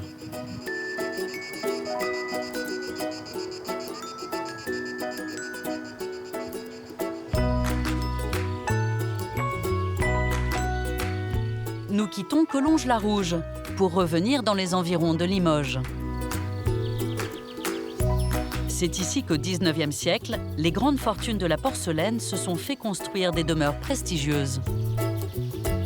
Le domaine du Reynoux témoigne de l'incroyable réussite d'une famille américaine. En 1861, Charles-Édouard Haviland prend la succession de son père, un négociant américain qui avait créé un atelier de fabrication à Limoges. Il modernise la fabrication, relance la création et inonde le marché américain. À la fin du XIXe siècle, la société emploie 2500 ouvriers et joue un rôle économique majeur dans la région. C'est à cette époque que Charles-Édouard Haviland hérite d'une maison de famille du côté de Limoges. Il la transforme entièrement et lui donne un style très singulier. Le château du Reynoux, c'est vraiment une œuvre absolument étonnante. C'est quasi unique en France. Charles-Édouard Haviland part en fait en 1880 du domaine qui existait et de la maison qui existait, qui était au centre. Et au fur et à mesure qu'il va modifier cette maison, il va lui apporter en fait des ailes extrêmement différentes les unes des autres. La cage d'escalier, pour bien la marquer de manière assez importante, c'est l'utilisation d'un style anglo-normand que l'on peut voir ici. Et ensuite, cette aile vénitienne qui est la dernière construite suite à un séjour en Italie à la fin du XIXe siècle. Devant l'entrée, la véranda indique le goût du porcelainier américain pour l'architecture métallique moderne, que l'on retrouve aussi à l'arrière de l'édifice. La terrasse du château du Reynoux est un élément surprenant. Elle a un volume extraordinaire. Elle prend quasiment plus de la moitié de la façade qui donne sur le jardin. C'est le signe qu'effectivement, c'était important pour eux d'avoir une vue sur le parc. Cette terrasse est une invitation à profiter du paysage.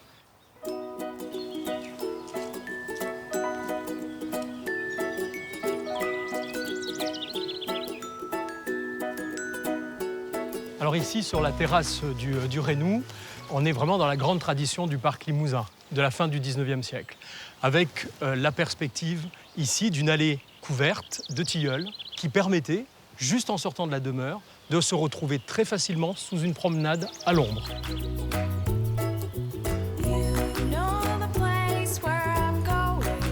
En contrebas de la terrasse, Jean-Marc Ferrer arrive dans un jardin poétique.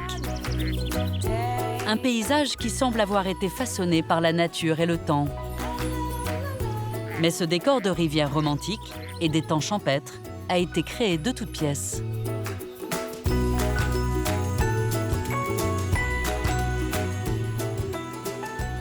Nous arrivons maintenant sur le belvédère qui domine la première pièce d'eau. Et cette colline, elle a été fabriquée de toutes pièces en un arc de cercle qui a coupé la colline derrière nous, qui est une colline boisée. Et tous les éléments que l'on voit autour sont des éléments fabriqués avec cette nouvelle technique du ciment armé. Tous les décors du parc ont été réalisés grâce à cette technique. Grottes de pierre artificielles, petits ponts de bois factices et collines de faux rochers. Le garde-corps qu'on a ici, qui est en forme de branche couchée, a été réalisé par un rocailleur limousin, Gabriel Lecardeur, qui était creusois, qui va devenir très célèbre parce que c'est le premier à avoir restauré le grand belvédère des Buttes-Chaumont à Paris.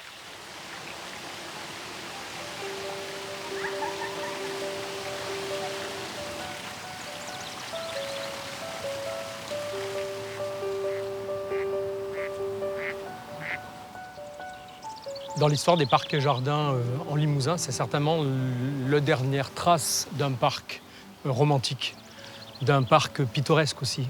C'est un parc qui garde maintenant un caractère absolument exceptionnel, un vrai écrin de verdure, un havre de paix.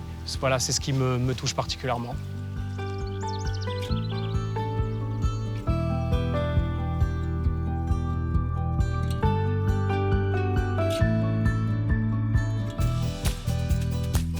« 50 km plus au sud, Jean-Marc Ferrer arrive au domaine du Chédal, un parc également aménagé au XIXe siècle.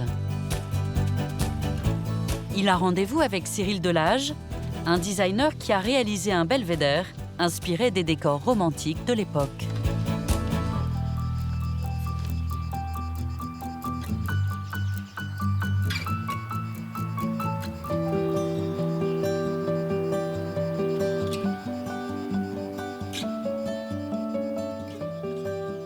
C'est du bois de châtaignier, d'une ancienne châtaigneraie dévastée par la tempête de 99. Les châtaigniers d'un certain âge ont des branches assez tortueuses.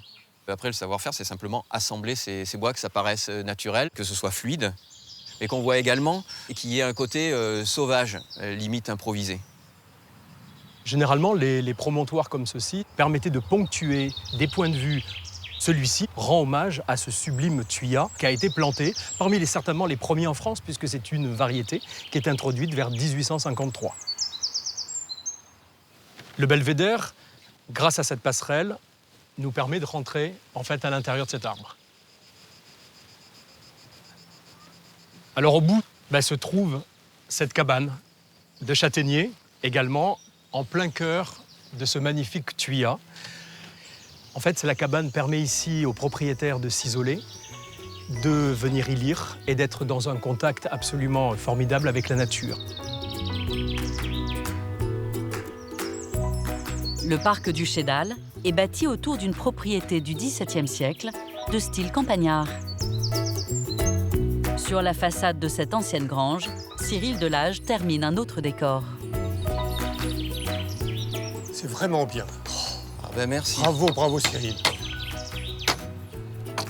Cette façade qui n'a pas grand intérêt, je voulais lui donner du peps. Et j'imaginais donc une avancée, et finalement j'ai abandonné l'idée. Et Cyril m'a proposé de mettre ces barreaux, et je n'y avais pas pensé, et je trouve que c'est une idée sensationnelle. Et ça marche. À l'intérieur, le savoir-faire du menuisier a aussi donné un style à cette pièce, que le propriétaire veut transformer en salon d'hiver. J'ai eu cette idée un jour de faire ces treillages que l'on imaginait énormément à l'extérieur des jardins, dans beaucoup de jardins que j'ai vus en Angleterre ou ailleurs. Et je me suis dit, mais ça, je vais le faire à l'intérieur. J'ai fait appel à Cyril et ensemble, on a construit, on a rhabillé la pièce. En fait, on lui a donné un costume pour lui donner un sens qu'elle n'avait pas. Et là, maintenant, ça marche. Ça marche parce que cette couleur du châtaignier donne une présence à la pièce avec cet arrière-fond de pierre. Et cet aspect qui était un peu assez rébarbatif a pris de l'élégance. Dans ses créations, Cyril Delage perpétue le savoir-faire des feuillardiers du Limousin. Ces menuisiers utilisent les jeunes pousses de l'arbre fruitier le plus répandu dans la région.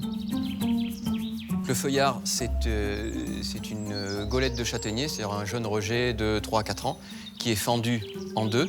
Traditionnellement, on faisait les cercles de barriques avec les feuillards. Ça pouvait servir également à faire les casiers à homard, tout ce qui était rond et qui, à l'époque, était plus facile à faire en bois qu'en métal. Avec ce bois flexible et résistant, Cyril réalise aussi du mobilier. Ce que j'aime, c'est la diversité des formes. On peut le travailler donc cintré, à l'étuve, avec l'écorce sans, en latte, ou travailler droit, en motif géométrique. C'est très très large. On peut faire des meubles, du petit meuble, du grand meuble. On peut faire du décor. C'est vaste en fait.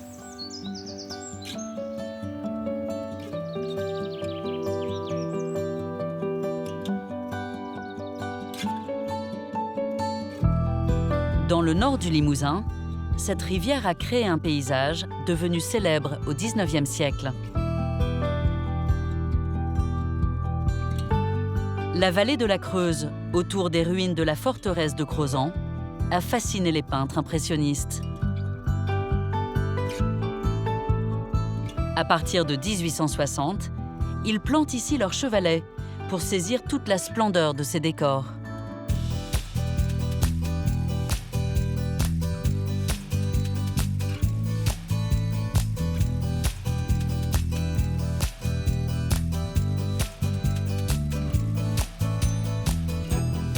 L'un des plus grands d'entre eux, Claude Monet, a peint ici une série de 21 tableaux.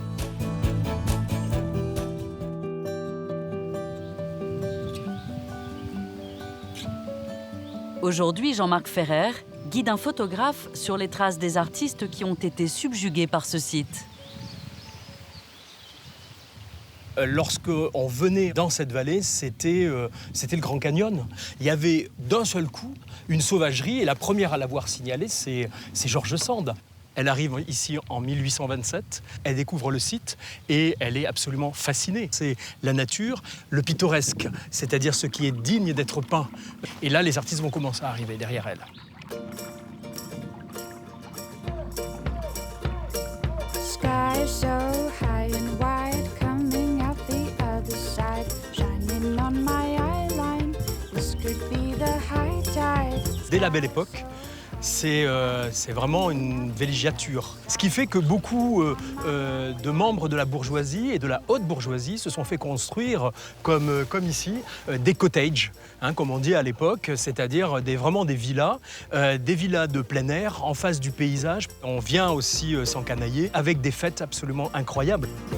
It's a shame that we can't stay right here on this road with trees so high. Yann Monel est photographe paysagiste. Ses travaux sont publiés par la presse spécialisée et régulièrement exposés.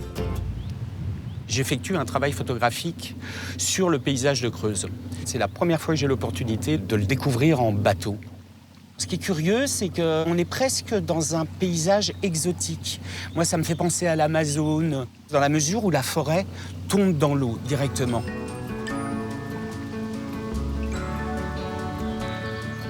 À l'approche de Crozant, le bateau arrive au pied des falaises les plus spectaculaires de la vallée.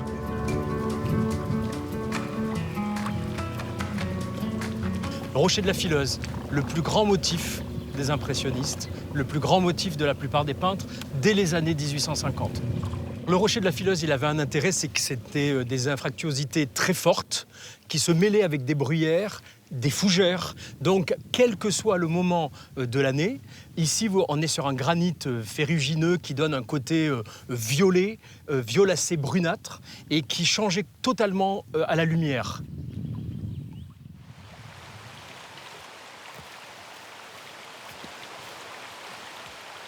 Ouais, c'est beau là en face, hein. Les arbres qui se courbent. Les deux hommes ont quitté leur embarcation pour marcher sur les pas d'un des fondateurs de l'impressionnisme.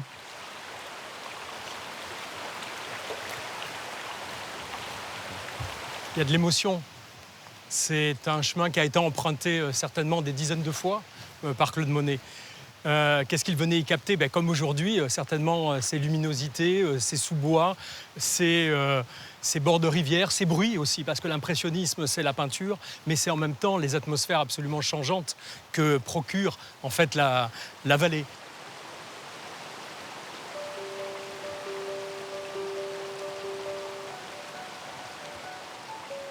Au bout de ce chemin se trouve le fameux paysage dont Claude Monet a tiré une série de toiles. Des œuvres aujourd'hui dispersées dans les plus grands musées du monde.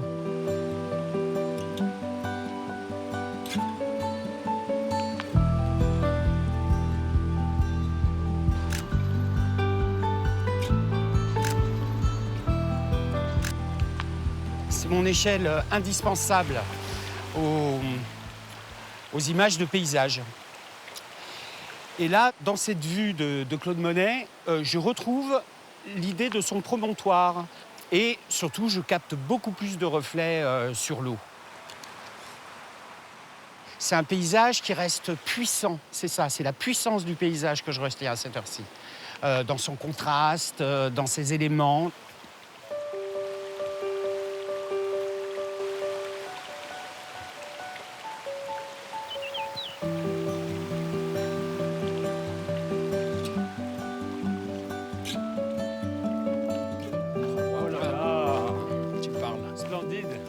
Incroyable. La journée s'achève au-dessus du rocher de la Fileuse. C'est unique, c'est simple. Ce promontoire naturel offre la plus belle vue sur Crozant au soleil couchant. La lumière est forte et ça c'est superbe parce que je vais jouer avec ça. Elle éclabousse le paysage. Le ciel est très très bleu, ça se reflète dans la rivière. Il n'y a pas de vent, tout est calme. C'est un paysage fort. On est au cœur des 40 kilomètres qui sont devenus des vallées des peintres. C'est dans ce petit village, juste au-dessus de la forteresse, que tous ces peintres, artistes, photographes sont venus. Nous, contemporains de ce paysage, on continue à l'apprécier. C'est très précieux en Limousin.